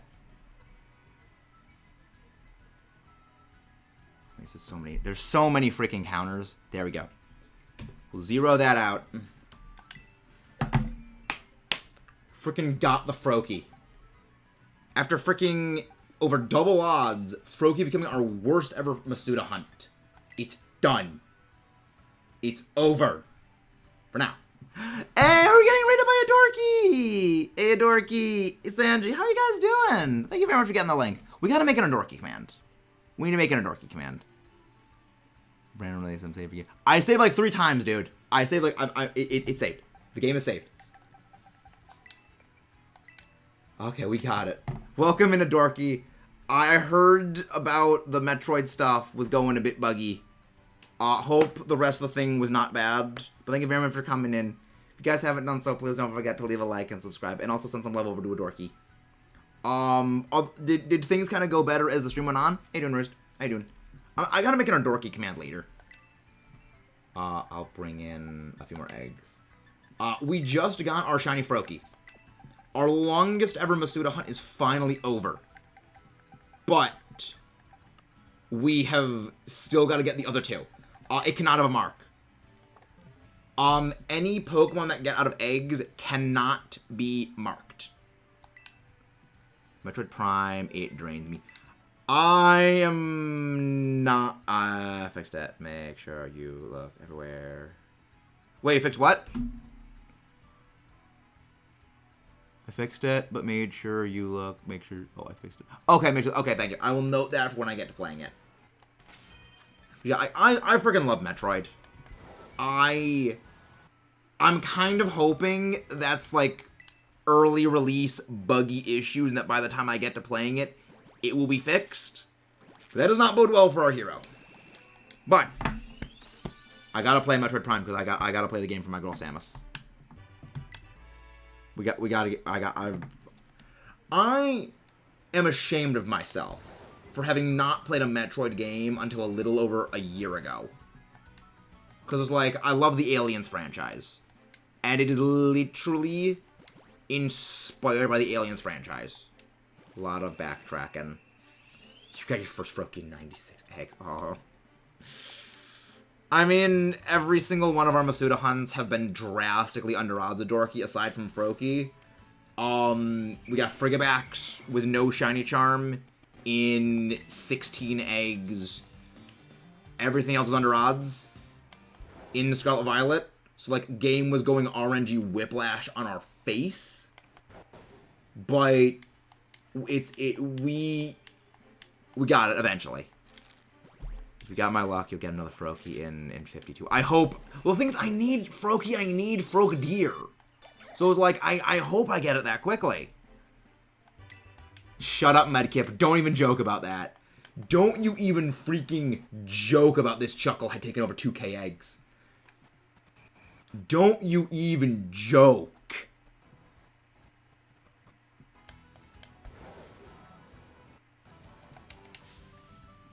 But yeah, I'm kind of glad that, like, Metroid Prime has been released for, like, Switch. I don't have to get a Wii U and a Wii. I'm still surprised that the Let's Go and Metroid Dread are the things you guys are most looking forward to. I'm hoping it will be closer to, like, 100. 500 is going to be a lot. And the final one. I hope this one comes in, like, less than 100. I hope the next one's less than 50. And then I get a second one. Not a spare one. At, like, 30 eggs in. Like, I better be getting some spare shinies with the way this hunt's been treating me. But we have finally acquired Weeb Frog. We have finally acquired Weeb Frog Omega. Weeb Frog. I need to get some water after that. I actually need to get some water. I'll get it after this egg hatches, in case it's a shiny. Okay, Froakie. Okay, I need to get some water.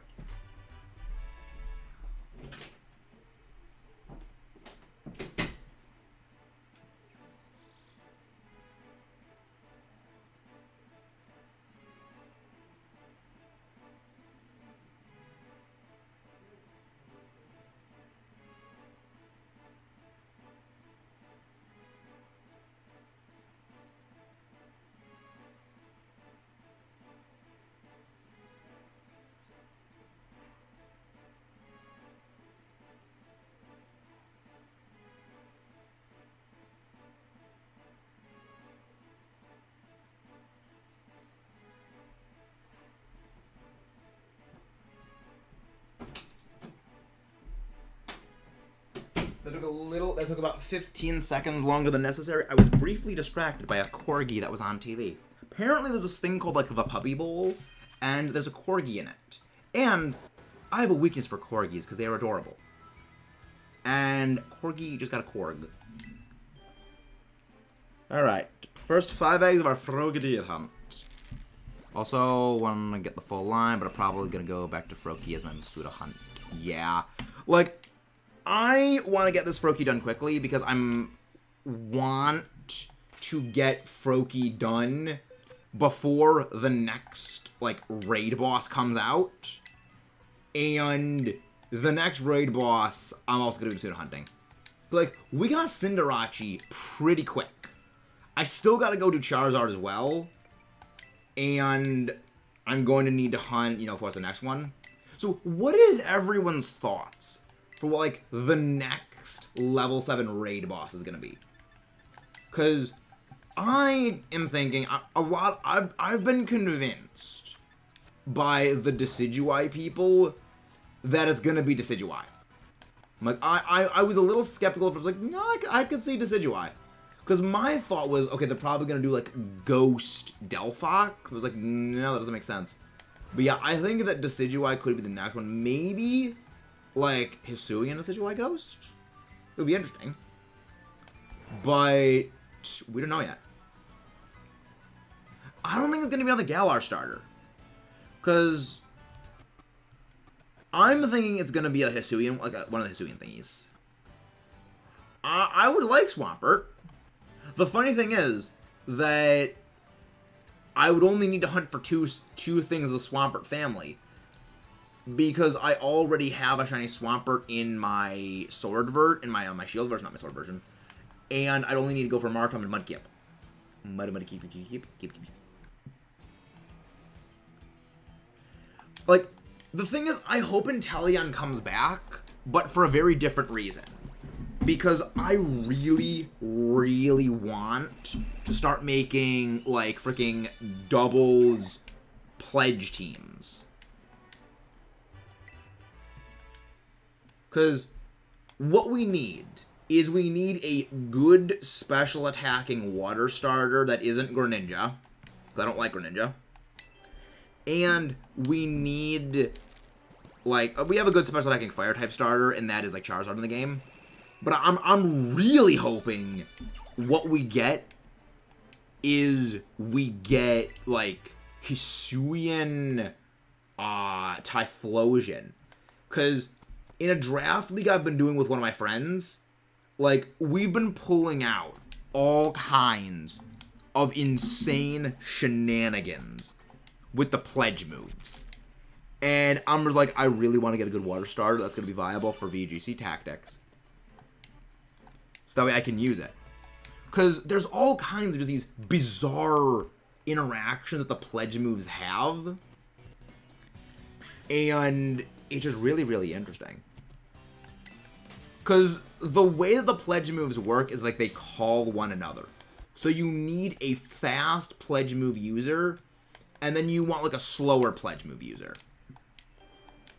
I'm hoping we get Primarina, all things considered, like for the next one. Because like, Primarina, water pledge next to like a fast grass pledge user is terrifying.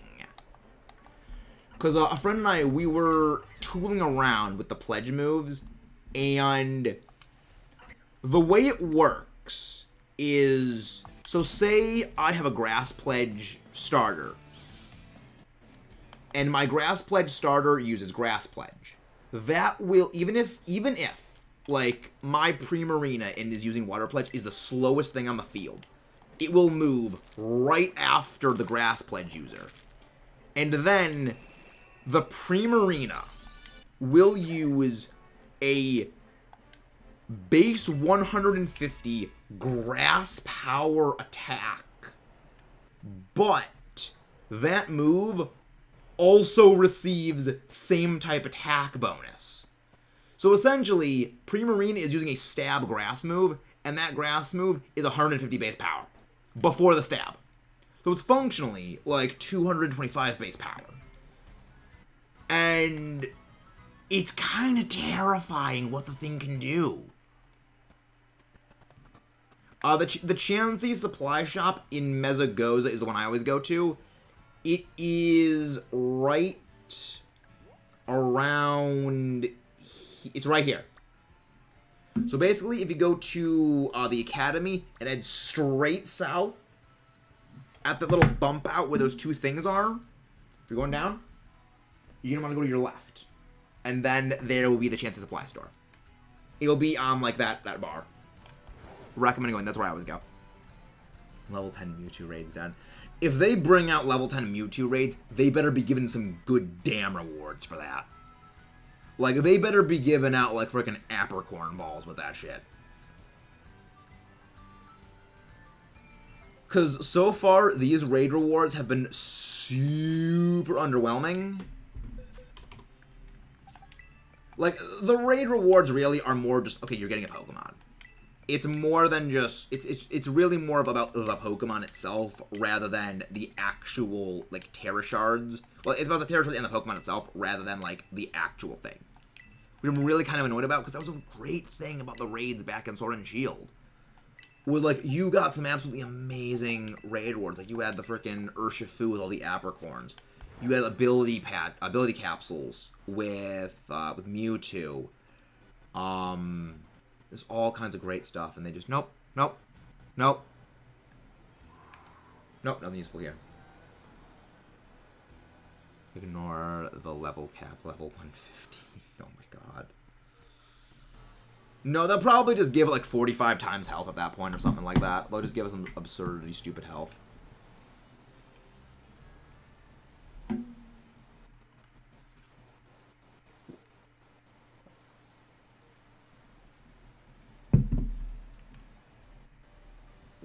It'll be interesting seeing, though, what they do with future ones. That's what I'm most interested in. Eggs are hatching now. So now I'm looking forward to actually seeing my my new shorts editing features. I'm looking forward to it, my friends. My friends. It's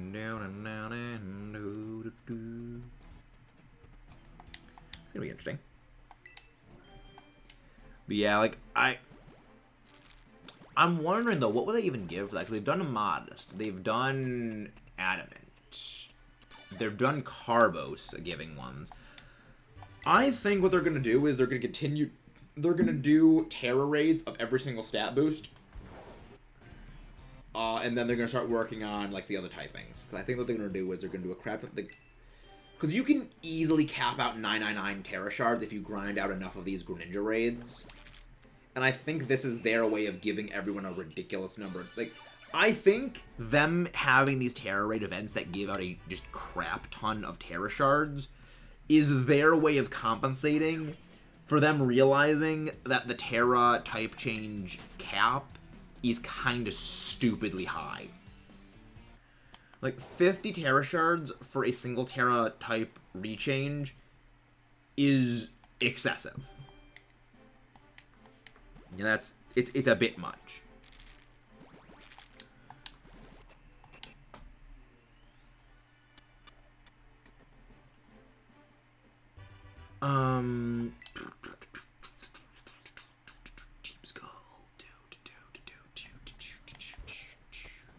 Yeah, because, again, that's what makes me think that they are overcorrecting with the Terra Shards. That they're giving out so many because it's their idea of an overcorrection. But, yeah, I kind of get why they're doing this. I mean, again, Terra raids are also meant to be cooperative and collaborative. The thing is, people soloing the level 5 Terra raids, not level 5, the level 6 Terra raids is actively contrary to, like, everything that they want to do with them. So they're gonna keep jacking up the absurdity of them until just people cannot solo them. Which is really unfortunate. Because it's very difficult to make something that is more beneficial to do multiple people when it requires very intensive coordination.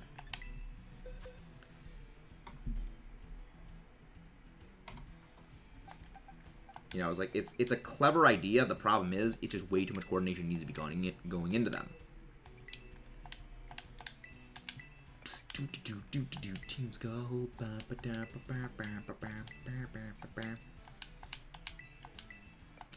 yeah,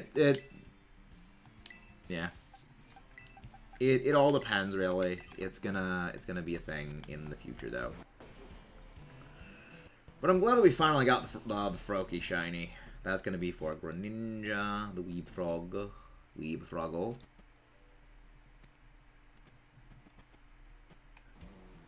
Yeah, it's at least our worst Masuda hunt is finally over.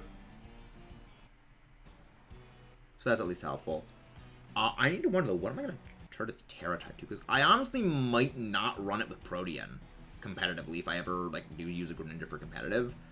Because at that point where you're giving up a second stab. You know, you are giving up. You're either gonna go, okay, you would go dark. Okay, well then I lose my water stab. Then if I go like water, well I lose my dark stab. And then I can't tear it into keep like if I preserve my original stab and then get the original thing. So I kind of unsure what to do with it. But I mean, I'm probably not even going to use Greninja competitively, because... What do you get the Blizzard? I'm pretty sure you get the Blizzard TM from one of the, like, league representatives where you got to go around and beat a certain number of trainers in an area, and then you get the TM from them. I think. I'd recommend you check that, because I remember when I was looking for Outrage, you get Outrage by beating a number of trainers in a certain area. I think Blizzard might be the same way. Which I actually like. I do like the needing to battle trainers to get TMs now, because every trainer in this game is optional. Aside from the gym leaders, every trainer is optional. I mean, aside from your rival, the gym leaders, and the champion, and the team star grunts. Of course, you have to fight in the team star bosses. But, like, the generic regular trainers, like Youngster Jimmy, or, you know, whatever thing, they are all optional. And I like this. Because they now give you TMs when you go fight them. It actually gives a reason to go fight them, rather than just experience points. So you don't just over-level or under-level in absurdity, which kind of compensates for the leveling issue that we've been having in the last couple of Pokemon games. I mean, I'd recommend just Googling where it is. Because you can find Blizzard TMs on the ground, I'm pretty sure. I wonder if Blizzard is one of those TMs where you unlock its crafting recipe by finding it. Because I know there's a couple of them. Like, I know it's like Steel Beam is the same way, where you find the Steel Beam TM. Okay, now you can craft it. Hey, David Doss. Yeah, we got the first Froakie. The thing is, we still need the others. We still need the other Froakie, which is not the fun part of the game. But we will endeavor to muscle through it. Do do do do do do do do do do do do. Get me a shiny, please go away, all you non-shiny Froakie. Yeah, I had a feeling it was like it's either going to be a drop TM where you get the recipe for finding it, or it's one of those ones that you battle someone for it. I actually like that. I do like that idea, because it's a good way of combining the TRs from Sword and Shield with still having limited TM availability. And that, well, you can just find TMs on the ground and they reappear like every day, but you can also craft them. I think that's a good balance. I still think Generation 5's, you know, infinite TM usage is still the best way of doing it. It was a much, much better system. But I do understand they kind of don't want to give you infinite TM, because then you can just, okay, well, oh yeah, I get, you know, a TM Earthquake. Literally slap it on everything with no cost and just blitz everything with it. I think it was a good way of attempting to strike a balance that's not too invasive.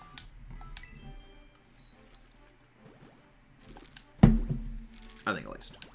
But also, guys, again, please don't forget to leave a like and subscribe if you haven't done so already.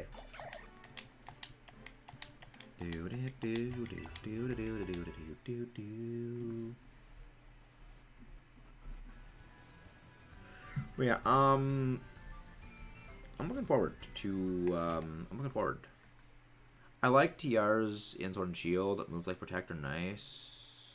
And the more interesting moves it is. Exactly. See, I like that. Better, do you have any dupes of shiny Pokemon? Dupes of shiny Pokemon are gonna go into the giveaway. Those are just gonna be random giveaways, you guys. We're gonna do like a big block stream that is just like the giveaways. They're not gonna be assigned to any person in particular, because I don't think that's quite fair to everyone. You know, it's like, it's not fair, like, to new reviewers who weren't here for a while, that, like, okay, someone can call dibs on them. So they're going to be just randomly given away.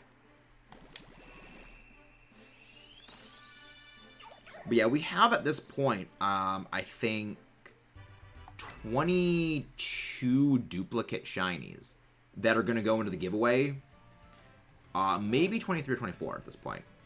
There's a big number of dupe shinies we have that are going to go into the giveaways.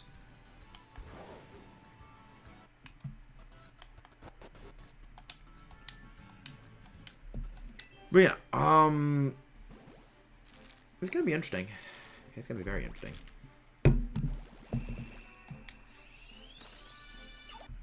Froakie's not sparkling.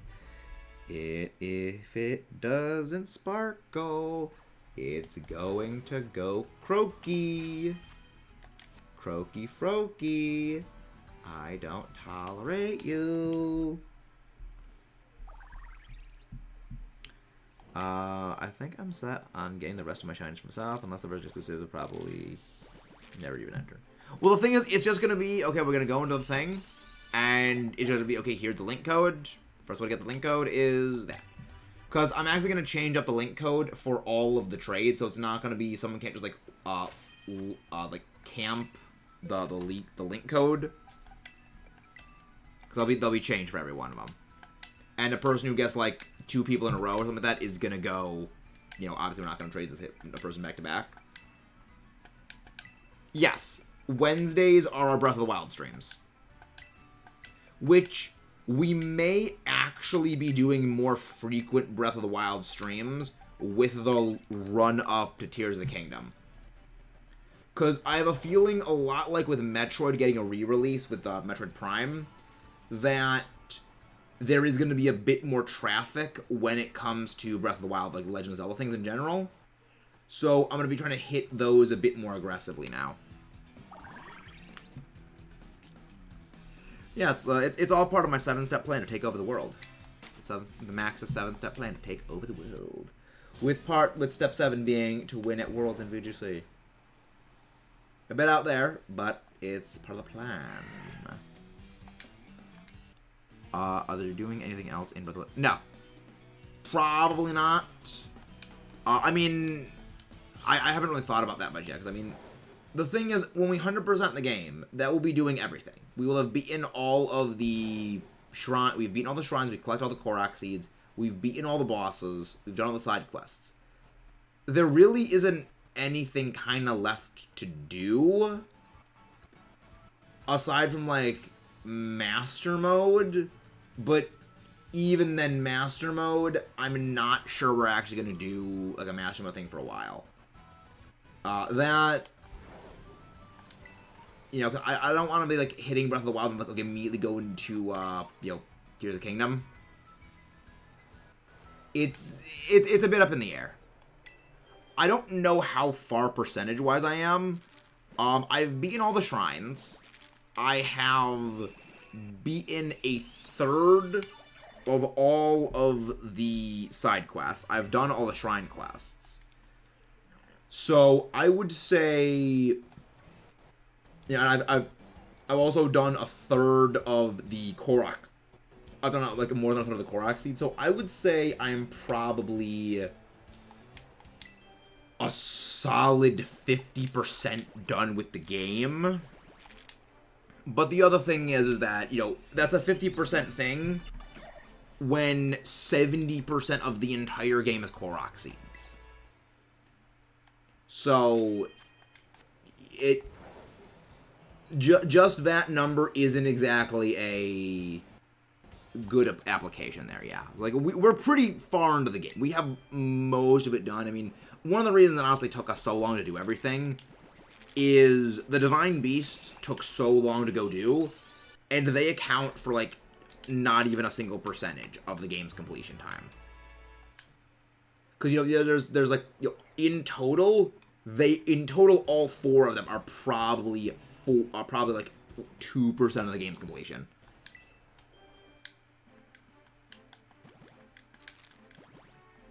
The thing is, overlevel Pokemon pretty much will not be a thing in this game. It depends on what level you catch them at. So, even if you have a Pokemon that you caught at, like, level 10, but it's now level, like, 70-something, it will still obey you. Even if you don't have the badges. Because it's weird the way that they change the obedience and badges in this game. But I do like that they did that, because especially with the out-of-order nature of the game, that would kind of screw people over.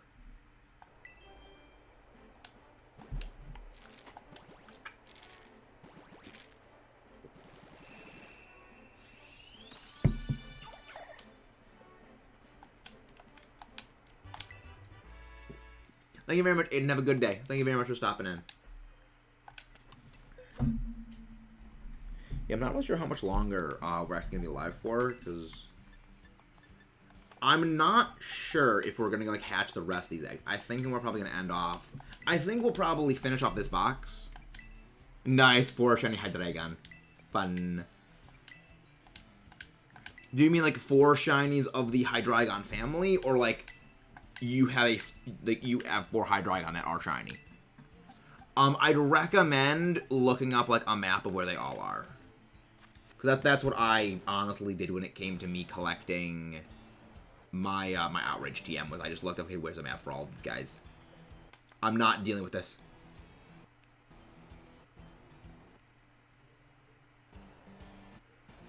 Do do do do do do do do do do do do do do. Give me my shiny freaking thing, please now. Wow, 4 Hydreigon. Wow. How did you get that many of them? How did you find that many shiny Hydreigon? Unless you found like them as violets and you evolved them. Unless you like dynamite. 13. You are freaking crazy. You are insane, Omar. Then again, I think we vaguely knew this. Yeah, I think that this is probably gonna be our last box of Froakie eggs. Actually, no, we'll go to a multiple of 30. We'll probably. I'll think of them later. Then I can just shift over my egg counter, so like I can get onto my grind of like the 50, because I like having my shiny hunts be on like increments of like 10 and increments of 30, so I can like track things. But I could change that a little bit. I could change that a bit, but at least the Greninja's over. Don't ask questions, Mudkip. Just it's better if you don't ask questions. Sometimes it's better to not ask questions. Froakie, go, Froakie, Froakie, the Froakie. Yes, alright. Horse Radish for eliminate. Ugh, nothing good. I have been getting nothing but crap auctions lately. All I want is just a good auction that freaking gives me just the rare Pokeballs. That's all I want. I just want the rare Pokeballs. Or a ridiculously large number of vitamins. That's all I'm looking for. Oh, that's about... Oh, you mean that's for Omar. Okay, I'm trying to find a competitive try to Scream Tail. It's with the Dream Ball. Yeah. He's crazy. Omar is... Omar's Coco for Loco Puffs. Look.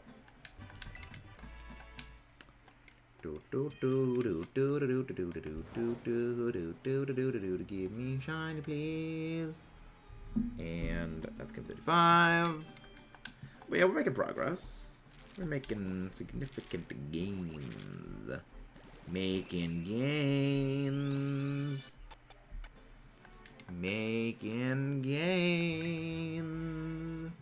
The gains are being made at a factor of like 700. It's going well.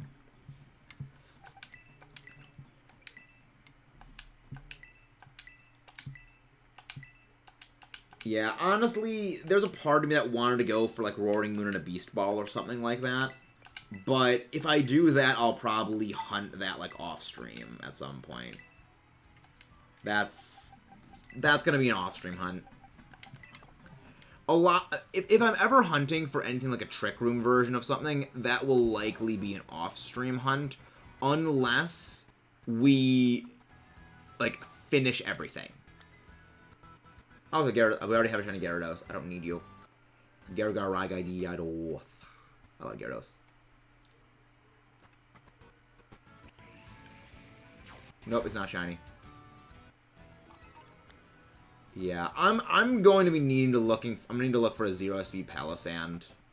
Because I want a Trick Room Palossand for competitive. That's going to be fun.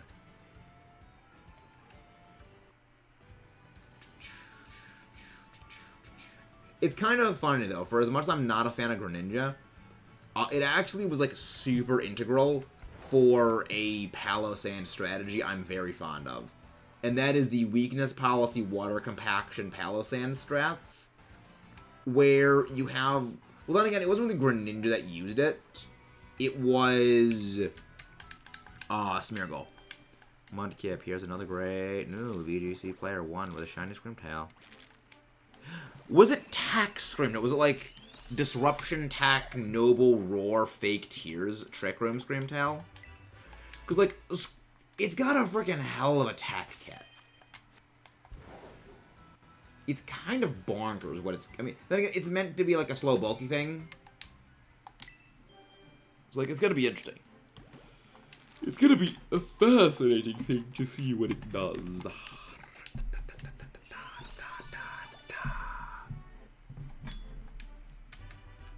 But yeah, I'm actually really, really liking the change to OBS instead of just Streamlabs OBS. I prefer this. It's a much, much better UI. It's a lot more chaotic and cluttered, but I like the UI more.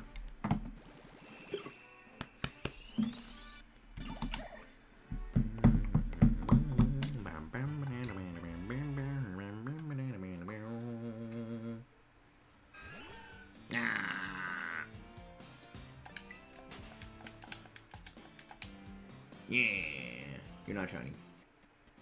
You are useless to me. I feel like when it comes to shiny hunting specific Pokemon, I have a technique that I'm going to employ for them. For like, not Veluza fish, certain ones. Because I've heard that the strategy people use for...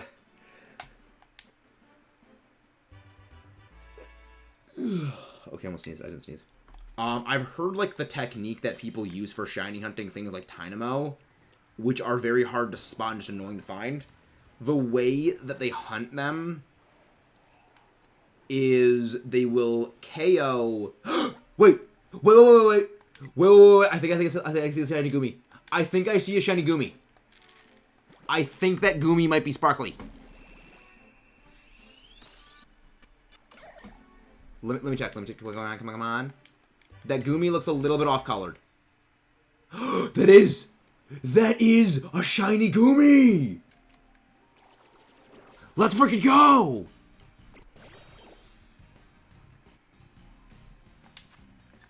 We needed another one.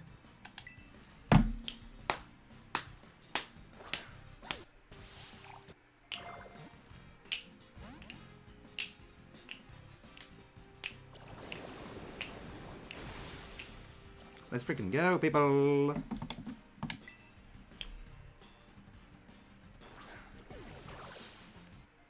Wiggle, shake, shake.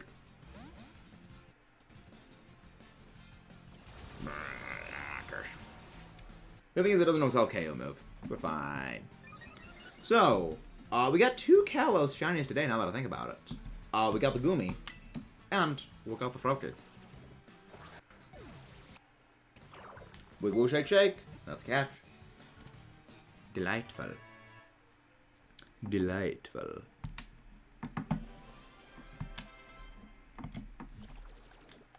Fun. Ah, delightful. No marks. It's a bold nature. It's a bold one, General Kenobi.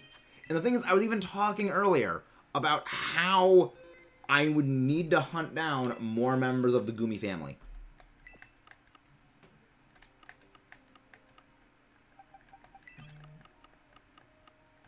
Yeah, that's good. That's pretty damn good.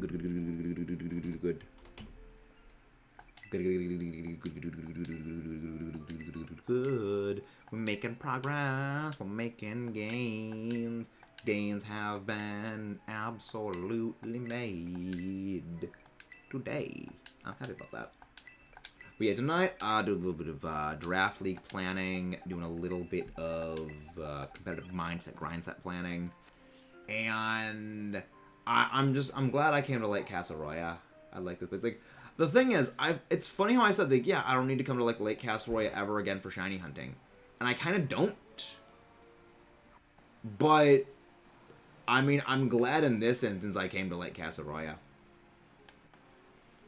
After I was freed from the curse from the Dondozo. Dondozo the Bozo.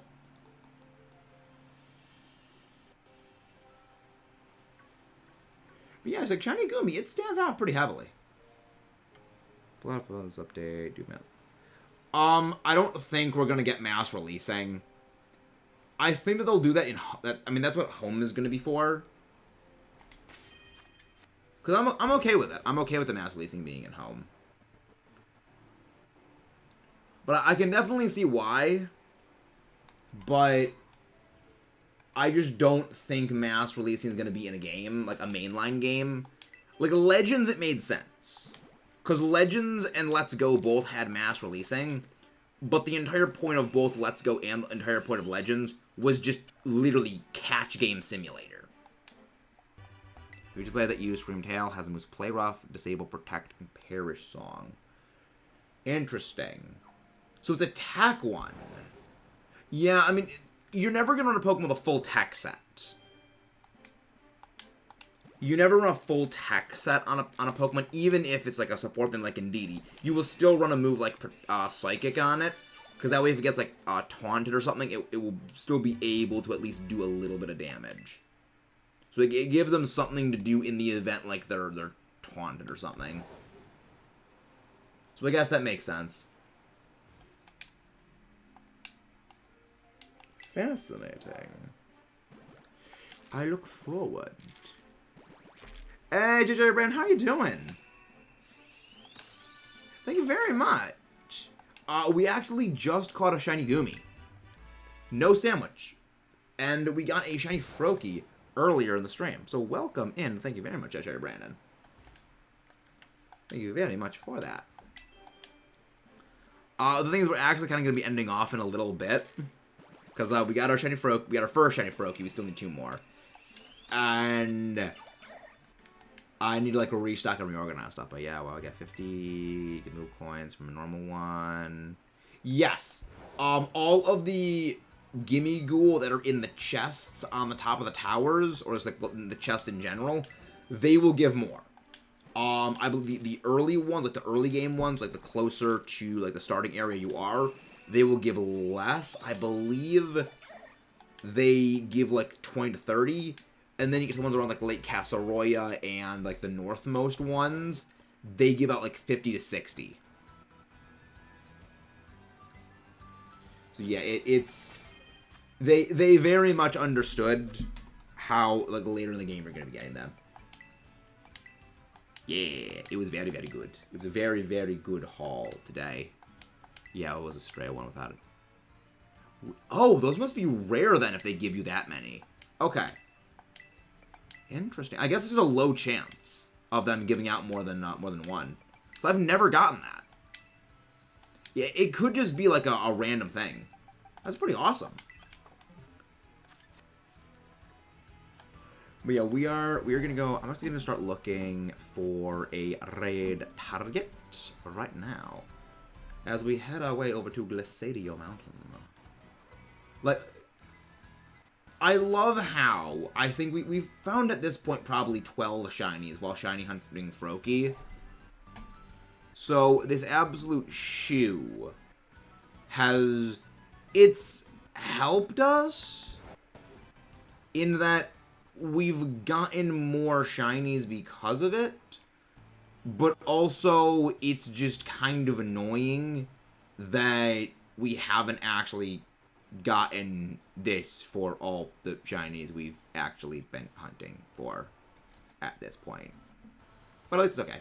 At least like it's helping. So I guess so its own way, Froakie is helping us. But I think I know who we're gonna raid.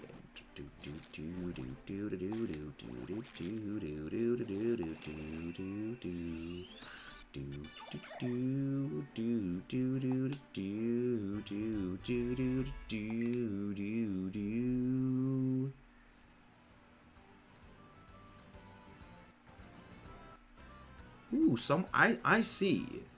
I see someone who is... Were they shiny hunting? Oh, okay, they're playing... Okay, they must have gotten the Ho-Oh then. Okay. It'll be sick if whenever they release Shiny Box Legends, they let I don't think they will.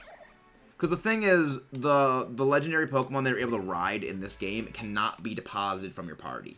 It is not able to, like, stop being there.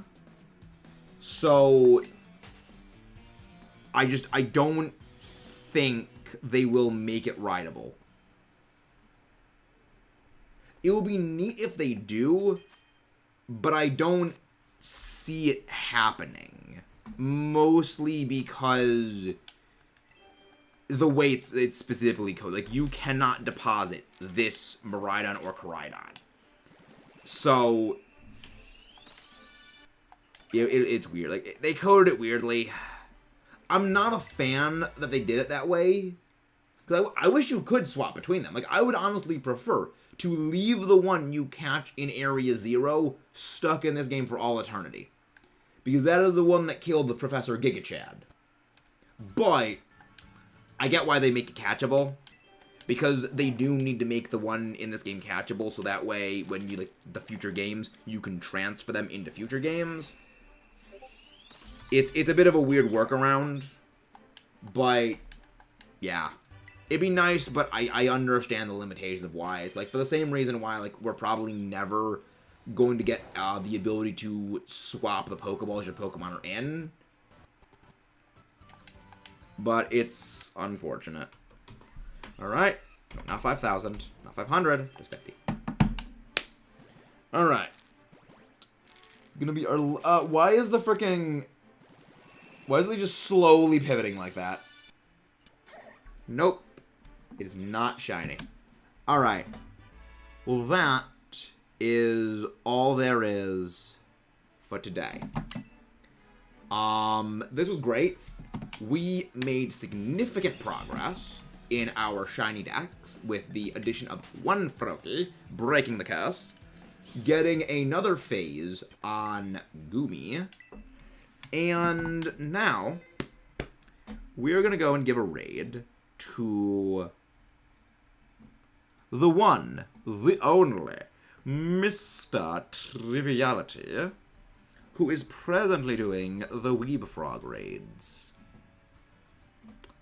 So, I will see you guys next time. Let's rug and rolla.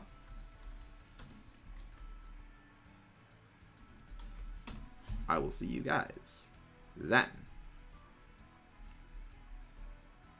And you have a wonderful day, wonderful night, and adios, amigos. Come on, raid thingy, pop up. There we go. There's the raid thingy. See you guys next time.